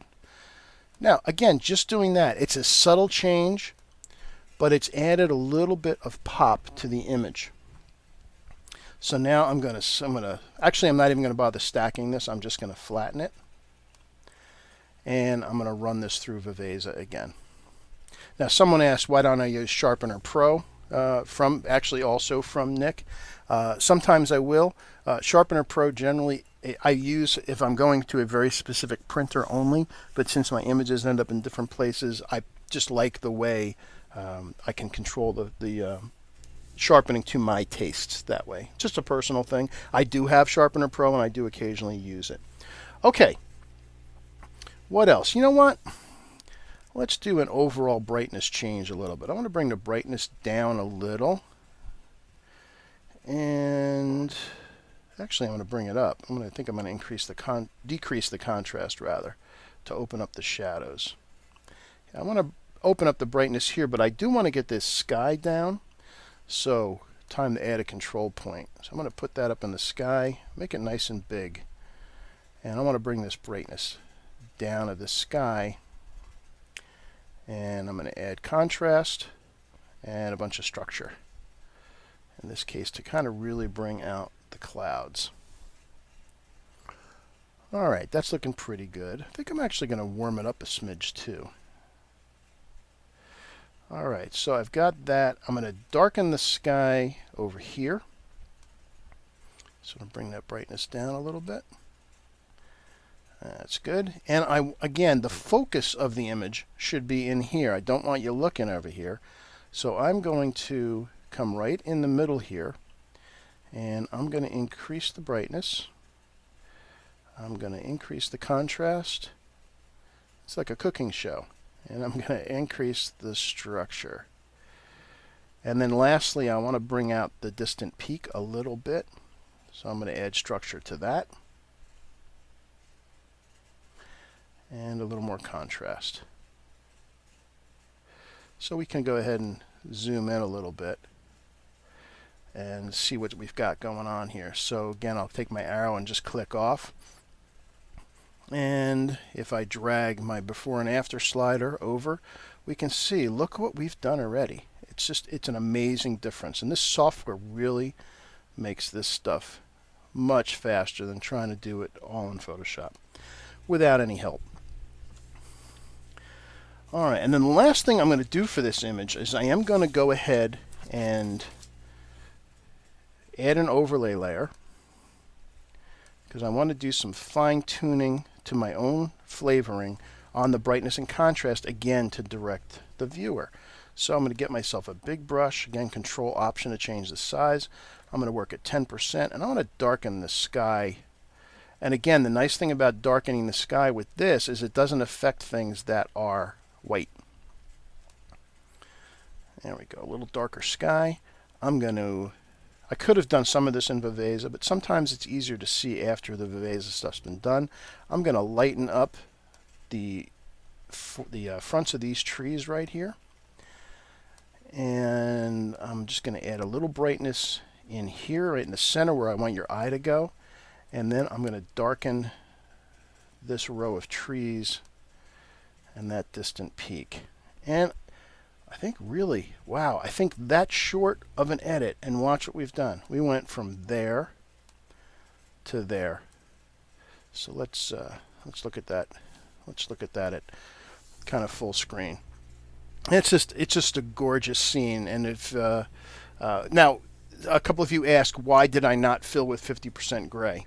The 50% gray has no effect on the brightening or darkening. It's really just to let you see where you've painted, and I just really did that as a demonstration. I think you guys will find once you get used to doing this overlay burning and dodging that you'll get lazy and stop doing the 50% gray. It has, as I mentioned, it has no effect on the actual image itself. It's just kind of a visual cue so that you can see what you've done. And if you want to blur, it allows you to see where you blur, because you can't see places that you've lightened without doing the 50% gray. So a little bit of laziness on my part. All right, I really like this. Wow, where are we going next? Ah, yes. Okay, Lee Lake. And we're going to focus on Mount Moran, which is one of my favorite. It's got a mountain with a lot of character. It's got a big face of it kind of carved out. So here we are. Again, here's the Grand Tetons, and going up towards the northern section is Mount Moran. And we're going to be at the shore of Lee Lake. pointing northwest towards Mount Moran. This is a beautiful lake. It was an early morning here. There was a little bit of a mist, a fog on the lake. It was just an absolutely beautiful scene. So let's go ahead and see what we can do. Yes, here we go. All right, so F to go to full screen. So, oh, this was a stitch. I haven't done any stitching for you guys yet.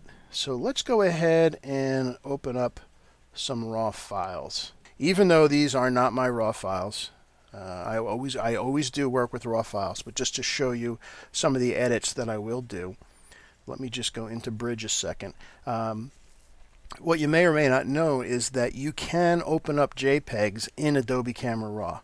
I usually do that more from Lightroom, but let's go ahead and look at our JPEGs. Okay, so here's the 2 frames that made up the stitch. While I'm in Bridge, if I hit Command R, it'll actually open up my JPEGs in Adobe Camera Raw. So let's let that do its thing. So here we are. Even though they're JPEGs, there's certain things we can't do, but there's a lot we can. So here's the 2 frames that made up the stitch. And what I would do first is I would adjust my clarity, my exposure, my contrast. So let's see, what do I want to do? Clarity, let's bring that up a little bit. That will add some local contrast. And I'll add a little bit more saturation. And what else? Now, I can't add my camera profile because that's embedded because it's a JPEG, but if it was a RAW, I would do that. I can go to my lens correction if there was. This had already been done. I can go to the detail slider and add some more sharpening if I want, as well as noise reduction. Now, I generally don't need to do too much noise reduction because I always shoot at the lowest ISO possible. I almost never go over 400 unless I'm shooting theater work, but generally my landscapes are at 100 ISO. Now, once I've made my adjustments here, I need to make sure I apply the adjustments to both of the images that are going to be stitched. So I will click on Synchronize, and well, I can just do everything. Doesn't really matter. Hit OK, and now both images have had the exact same adjustments made to it. And while I'm here, I can click on the workflow options on the bottom and tell it how big I want the files. Do I want them 16-bit? Do I want them 8-bit? What color space do I want to be working in? And what resolution? I'm keeping them small again just for the demonstration. The original files were much, much larger. So I'll just leave it where it was. And I will click on both images and click on Open Images, and that will put them into Photoshop. So we'll let both of these open, and I need to stitch them together. So I just go to File, Automate, Photo Merge, and I always choose Reposition. I don't like the rest of these things. Reposition, I'll add my open files, which are my 2 JPEGs, and click OK. And let Photoshop do its magic. Obviously, again, this was shot handheld. I was not using a tripod for this. Shame on me, because my tripod was occupied with my Mamiya camera. So, I did this before, just to show you guys that are joining us the first time. I create an action to do my fills for stuff like this, because it saves me a lot of steps. So let's go ahead and do that. First, I'm going to bring up the magic wand. Let me bring my layers up. Oh, first thing I need to do is flatten this. And I'll use the magic wand and click. Now, I don't want this. I don't want it to pick up everything, so I need to click on contiguous. I only want to ask it to do a piece at a time. So there's my image. However, before I do a content-aware fill, I also like to expand this. The reason for that being, it just keeps it down. It's a rectangle like this, it would probably be fine. But if you do a little expansion on it, it keeps it from getting a little bit of jaggedy edges. So the process would be select, modify, expand, and I typically add 2 to 3 pixels. This is JPEG, so I'll just add 2. And that just expands the selection a little bit, so that when I then do edit, fill, content aware, it does a nice clean fill. Now, I do this a lot. I use that operation a lot. So what I'm going to do, I create an action for it. So let's go up to the Actions window and click on Create New Action. and we'll call it, I'll call it fill 2 because I already have this created. And let's see, do I have any function keys left? Yes, F4 is open. So we'll click on record, and oops, yes, I will select my area. Actually, I shouldn't do that. Let's stop. That was wrong. Select your area first, then start the recording. Okay, so I'll go to Select, Modify, Expand. I'll add 2 pixels. Go to Edit, Fill, Content Aware, and then deselect that. Also, and then I'm done. I'm done with my selection. For something like this, I'll go take a closer look because this is a complicated fill, and I'll see if there needs any cleaning up. Did a pretty good job, but it's not perfect. So I'm going to use my stamp tool, and let me get my layers back so I see them on the right layer. Oh, there only is one. I'll get my stamp tool and just kind of fill in if there's any kind of discontinuities there. Just click on there, and that's pretty good. Just to get rid of stuff that did not work. And that will occasionally happen. Alright, that's looking pretty good. And oh, we also have a little bit of repeating going on up in the upper right hand corner. You can see some repeating patterns there, so I will use the fill just to break up those lines. Just continue hitting Option, and I'm going to get rid of that one. Okay, much better. All right, so here's our stitched image. So again, what are we going to do with this? Let me just check. Let me open up my other file that I've already got prepared. And all right, so here's the process. I'm going to duplicate the background layer. Again, Command J. So I select my background, Command J. I'm going to again change it to overlay. And way too much, but bring it down. 25% or so. And again, just doing that starts to add a little bit more pop to the image. I will stack this by holding down Alt and Merge Visible. And now I'm going to go into Viveza. Viveza is, as I mentioned, my favorite software for editing landscapes. So we'll let Viveza come in, and let me back off a little bit. Now I see it's 2 o'clock. If you guys can hang on for a couple more minutes, I'm going to do a couple more demos. If you've got to leave, again, this is being recorded, and we'll let you know sometime tomorrow where the recording lives. But if you guys are interested, hang on. I'm going to do one more demo for you after this. Let's just get some Viveza stuff done. So globally, first I'm going to add a little bit of structure, which again adds that little bit of fine detail. Contrast is pretty good. Brightness is pretty good. I might add a little brightness. No, I'm going to save that for later. I'm going to do control points.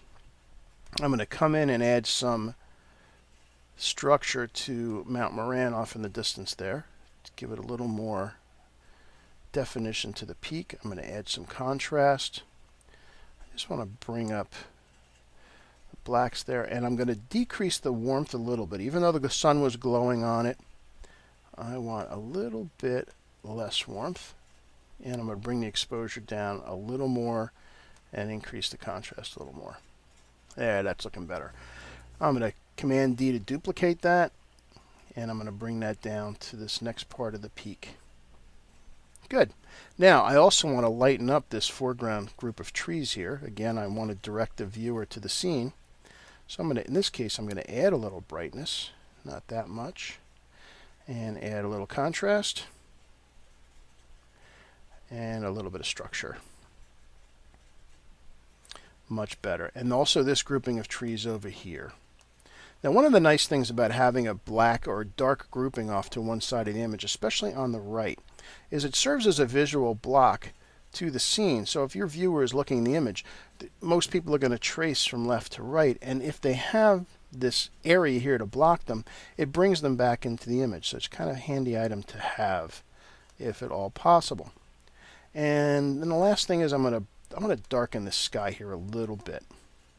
It's just a little too light. That's good. So let's take a look. As we drag the before and after slider over, you can see what we've done. It's really changed. It's really fine-tuned the image. So now we can see the mist over the waters coming out better. You can see the details in the trees a lot better. So I'm going to hit OK. And let's take a look and see what we get.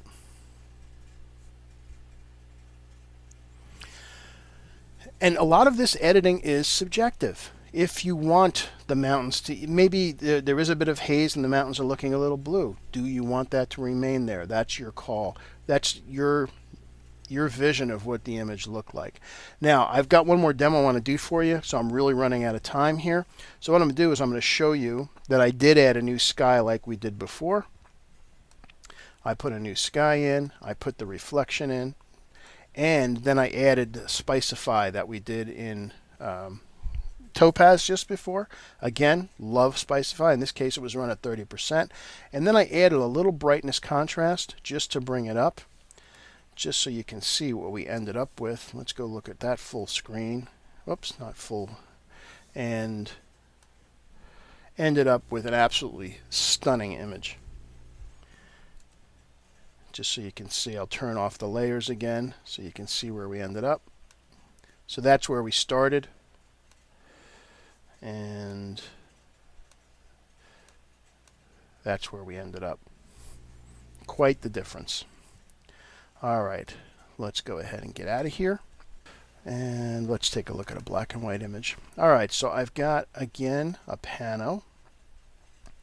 Let me open up my 2 frames. And okay, so here's an example where we got what looks like a pretty dismal day. It was actually kind of raining on and off, but the sky was really dramatic. And this is Jackson Lake looking south. All right, so I've got my 2 frames. Let's do File Automate, Photo Merge. Again, reposition, add the open files, and hit OK. Oh, there's one more thing I'm going to show you when we're done. Something you might have never thought of. Okay, so we've got our 2 frames. I will flatten this image.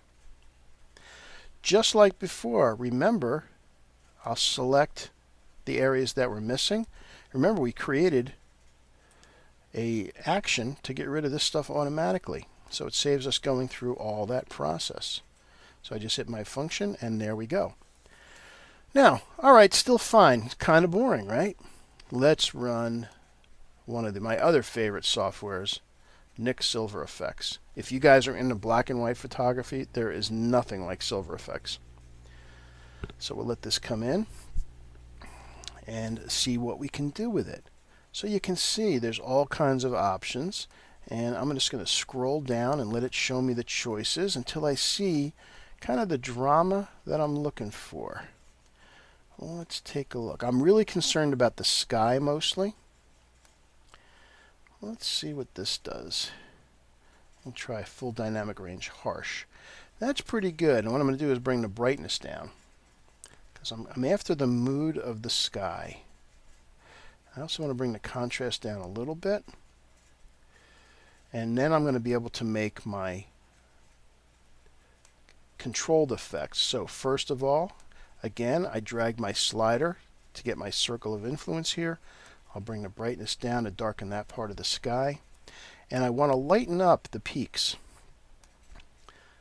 So let's go ahead and lighten those up. In fact, let's zoom in a bit so we can see better what we're doing. I'm going to lighten that up. And where you place this point is going to decide how much of the surrounding area it affects. If I pick a darker area, it's not going to affect the sky as much. Or I can just make it a little bit smaller. And I'm going to add structure because I really want the peak details to really pop. And a little more contrast. Yeah, that's good. And then I'm going to duplicate that and drag that to some other areas that I also want to come out. And once again, I can just keep duplicating these points to create the effect that I want on each of these peaks. Alright, pretty cool.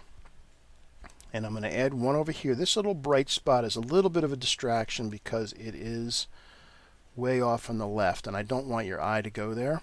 So I'm going to bring the brightness down, and I'm going to flatten out the contrast because I really want to focus more on the middle of the image. I'm also going to add a little bit of structure to the water in here because these ripples are really kind of cool, and this will bring that out. And I'm going to do the same for these middle clouds. Bring the structure out here because that's where the detail is. Lastly, I can try color filters. If any of you used to do black and white film photography, you probably know that yellow, orange, and red filters would really bring out clouds. So there's yellow, orange, and red. Let's see what that is compared to nothing. Kind of like the yellow. Let's do that. So I'll hit OK. Let the software do its magic.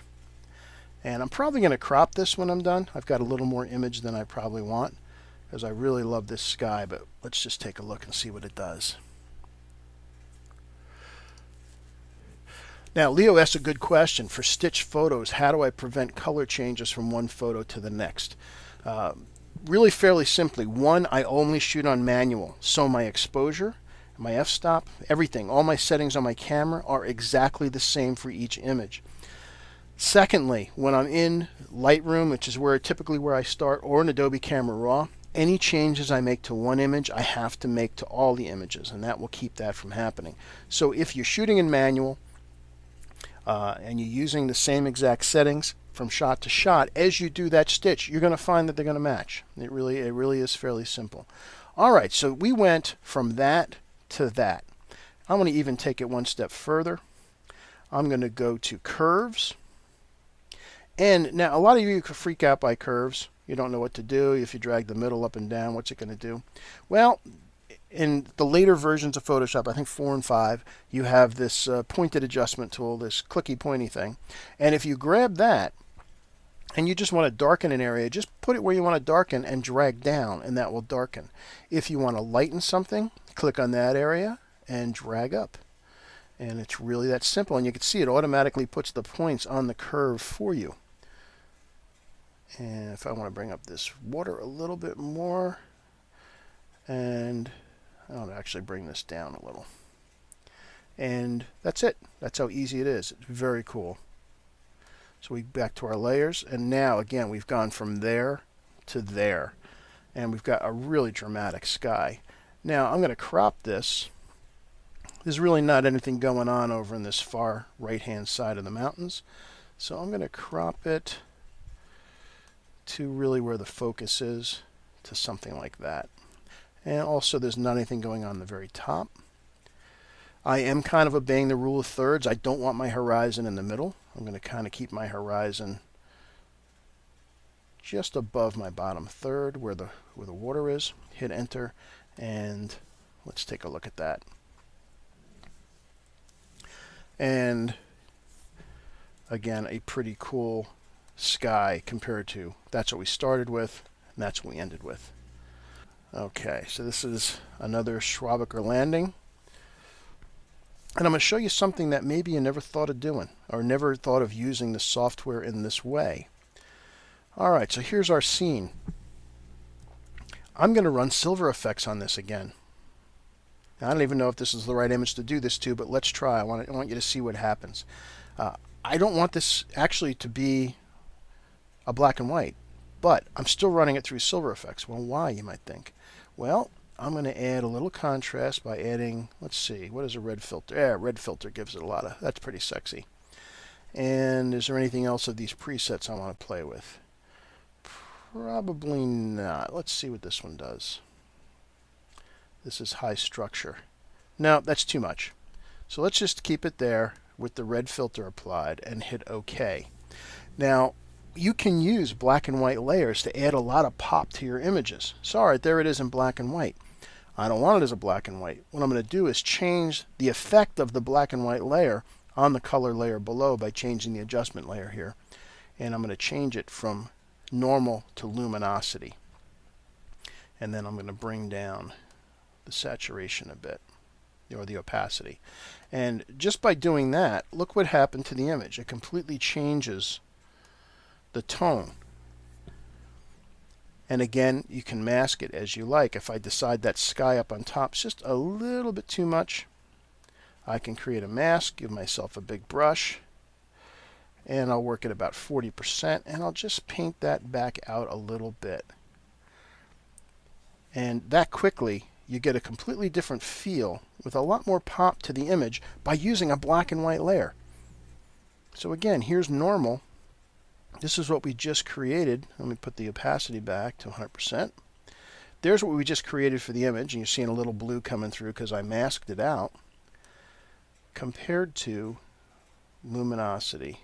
Now I'll bring it back down. And you might find that the last thing your image needs is to have one of these black and white layers added to it, and then change the blending mode from normal to luminosity, and it's very cool. Okay, we're going to go back to Schwabacher landing because we're going to do HDR this time. These were shot at f/22 at ISO 400 because I wanted to be able to have focus from the foreground all the way off to the distance. Now, here's my 3 exposures kind of in a graph. Without going into the details of the DTS software, you can safely assume that your camera can capture up and down at least 2 stops from whatever your middle reading is. So what I did was I took my middle reading, my average, which was 1/60th. I came down a stop and a third, which I measured with the meter to see my deepest shadow. And again, 2 stops up and down from there means that this exposure covers from an 1/8 to around 100th of a second. And then my highlight exposure, which will bring my sky down, I did at 1/250th, which is 2.5 stops up. And you can see that these 3 exposures completely overlap, so I have plenty of data for an HDR image. In fact, there's enough overlay that I really didn't even need the middle exposure. This 1/60th image, I could have done the HDR with just these 2, which I actually did as a test later, but it didn't hurt to have the extra file. So we're going to take these 3 and we're going to turn it into that. So let's go into Photoshop, and actually, I'm not going to open the images yet because this is one filter that's handled a little differently. It's not under your filter menu.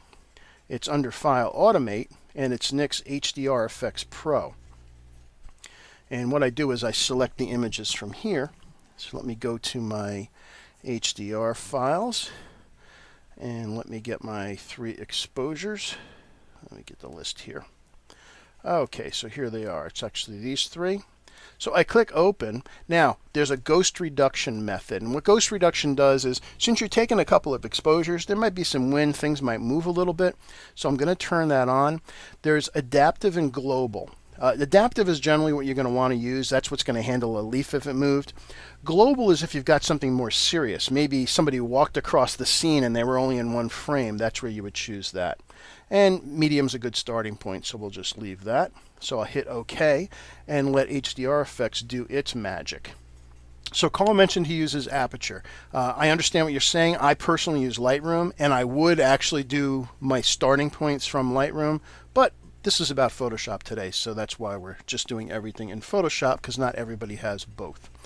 Alright, so here we have HDR Effects Pro, and there's all kinds of presets in here. You can do surreal, you can do really funky stuff, you can click on these little previews and see all the weird things that it will do, or you can go to landscape and see about scenery. There's real extra vibrancy, something like that. Actually pretty cool. I think the sky was a little overdone for my taste in that one. So what I'm actually going to use is number 3, which is realistic, and it's called strong. And the strong part is it's got a lot of structure built into it, again, the structure being that fine contrast. And I'm just going to turn the structure down a smidge, but I actually kind of like already where it is. So let's see, what selective adjustments do I want to do? I want to add a little bit more pop into the mountains back here. So I'm going to add a control point like we did before. Just going to bring the exposure down a little bit, not that much. And I'm going to add some contrast. And the structure and the other stuff is hidden below. If I hit that little arrow, I can add a little bit more structure there, and there we go. That's nice. And again, I'm just going to duplicate that and drag it over here, and pretty good. Now you can see one of the differences is that already our deep shadows are better because we're doing an HDR, unlike that one we were dealing before. I'm still going to take it one step further, and I'm going to lighten up the shadows in there just a little bit, and I'll duplicate that and put it over here. Alright, pretty good. Actually, that's all I want to do with that. So let's go ahead and open that, and we're going to do something extra fun in this, and that's because I think the sky's boring. And one of the great things and horrible things that can happen to you is you get to some beautiful spot and there's not a cloud for 3,000 miles. So that's kind of why when I was framing this, I added a lot of trees into it. I probably overdid it a bit because there were no clouds, so there's no interest in the sky. In this case, I'm going to add them. First of all, though, there's that out damn spot. Let's get rid of that spot. And again, remember we did our function to just get rid of that. Let's go back to full screen. So let's add a sky. So first thing I need to do is select my sky so I can add into it. Again, I'm going to use the magic wand. Oop, I forgot to turn off contiguous. I want it to give me all of the sky. And that's pretty good. I don't want this down here. And I don't want the stuff over in the trees. In fact, let's zoom in a bit. And I do have some dark shadows in here. So what I'm going to do is I'm going to expand this selection by another pixel, just to kind of get rid of a little bit of that real dark blue that's in there. Okay. All right. So what I want to do is add a sky. So let me just save this real quick. And I'll call it sky. All right, I'm going to open up another sky, something that's got clouds in it. So let's see what we got here. I have two, one with lots of clouds, one with a little bit of clouds. Let's see. Let's do lots of clouds. So here's my lots of clouds. I'm going to select all, copy that, and close. Now with my sky selected, I go to Edit, Paste Special, Paste Into, and I get this weird looking thing. Now if I hit Command T to transform, Command 0 to put it on the full screen, you can see I've got this sky, but it's way too dark. So how do you match the color of skies? Well, this is kind of a cool trick, and this works with portraits as well. I'm going to push the sky off to the side there for the time being, and I'm going to zoom in. So here's our before and after skies. Not very helpful. So what we're going to do is go back into the channels. So I'm going to look at the red channel, hit Command L to bring up my levels, and I'm going to make the red lighter until it kind of closely matches. I'm actually going to leave it a little bit darker, but you can see now we're getting much closer to that. I just want to back off a little bit because I want a little more depth to my sky. And I'm going to do the same thing for each of the channels, red, green, and blue. Just take the middle slider, move it over until it's almost gone. About right there. And then the same thing for blue. Now the thing is, if you get your red, green, and blues to match the underlying image, then the colors will match. And we do this a lot if we're doing portraits and we've got a shot where we have to swap ahead from one image to another and the lighting's a little different temperature. This is how we do that. Alright, so now let's look at our whole image, and now we can see now we're much closer to the sky color. I intentionally made it a little deeper because I wanted it that way, but now I can put my sky over, and I see I've got some schmutz in my mask. I didn't do a very good job of masking. So I'll go back to my layers on my mask, bring up my brush, make it a little sharper, and this time I'm going to paint it 90%, and I'm just going to paint my peaks back in because I'm painting on the mask. In fact, I can actually leave some of it. It'll actually make the clouds look like some of them are actually in front of the peaks. It's actually kind of cool. And since I have a sky, I can move it around wherever I want. Oops, I grabbed the mask, sorry. I can move it, the clouds, wherever I want. I can flip it, I can stretch it. One of the beauties of clouds is they do scale pretty well. So there we go. We added ourselves a new sky, and you can see, since we did that paste into, oops, that it completely goes all the way through all of our trees. So as clouds move around, you can see they just go right behind what we were doing. Very cool stuff. Okay, so landscape photography. It is truly my passion. And I don't get to go out and shoot 200 days a year. It's mostly during vacation time or when I'm running a workshop. So maybe I get out 6 or 8 weeks a year. Sometimes the weather doesn't always cooperate. Sometimes you're going to end up at a spot, as I said, it may be a once-in-a-lifetime trip, or it may be fairly infrequent. So I'm not going to let the weather stop me. You start to learn to know what the software can and cannot do. But you can see that cutting through haze, fixing color issues, things like that are things that the software can do phenomenal jobs at, that will not stop you from creating an image that not only records the fact that you were there, but creates a sense of the place that you want to communicate to others. And to me, again, that's what makes for a great landscape photograph. You also got to understand the software can't do everything. If it's pouring rain, you're not going to be able to make it sunny. So just enjoy the scene, have a cup of coffee, and put the camera away and just enjoy the beauty around you. But when you have the opportunity to create that great image that invites somebody in, a couple of examples, what we've done today, taken images and made them more how our eye was able to see and how our mind saw the image. When you're at a spot, something like this is again Lee Lake or Spring Lake, looking back towards Grand Teton. What a beautiful spot. And there are so many spots like this that I'm not going to be able to get to. So I love that you guys can share your photography with me as well.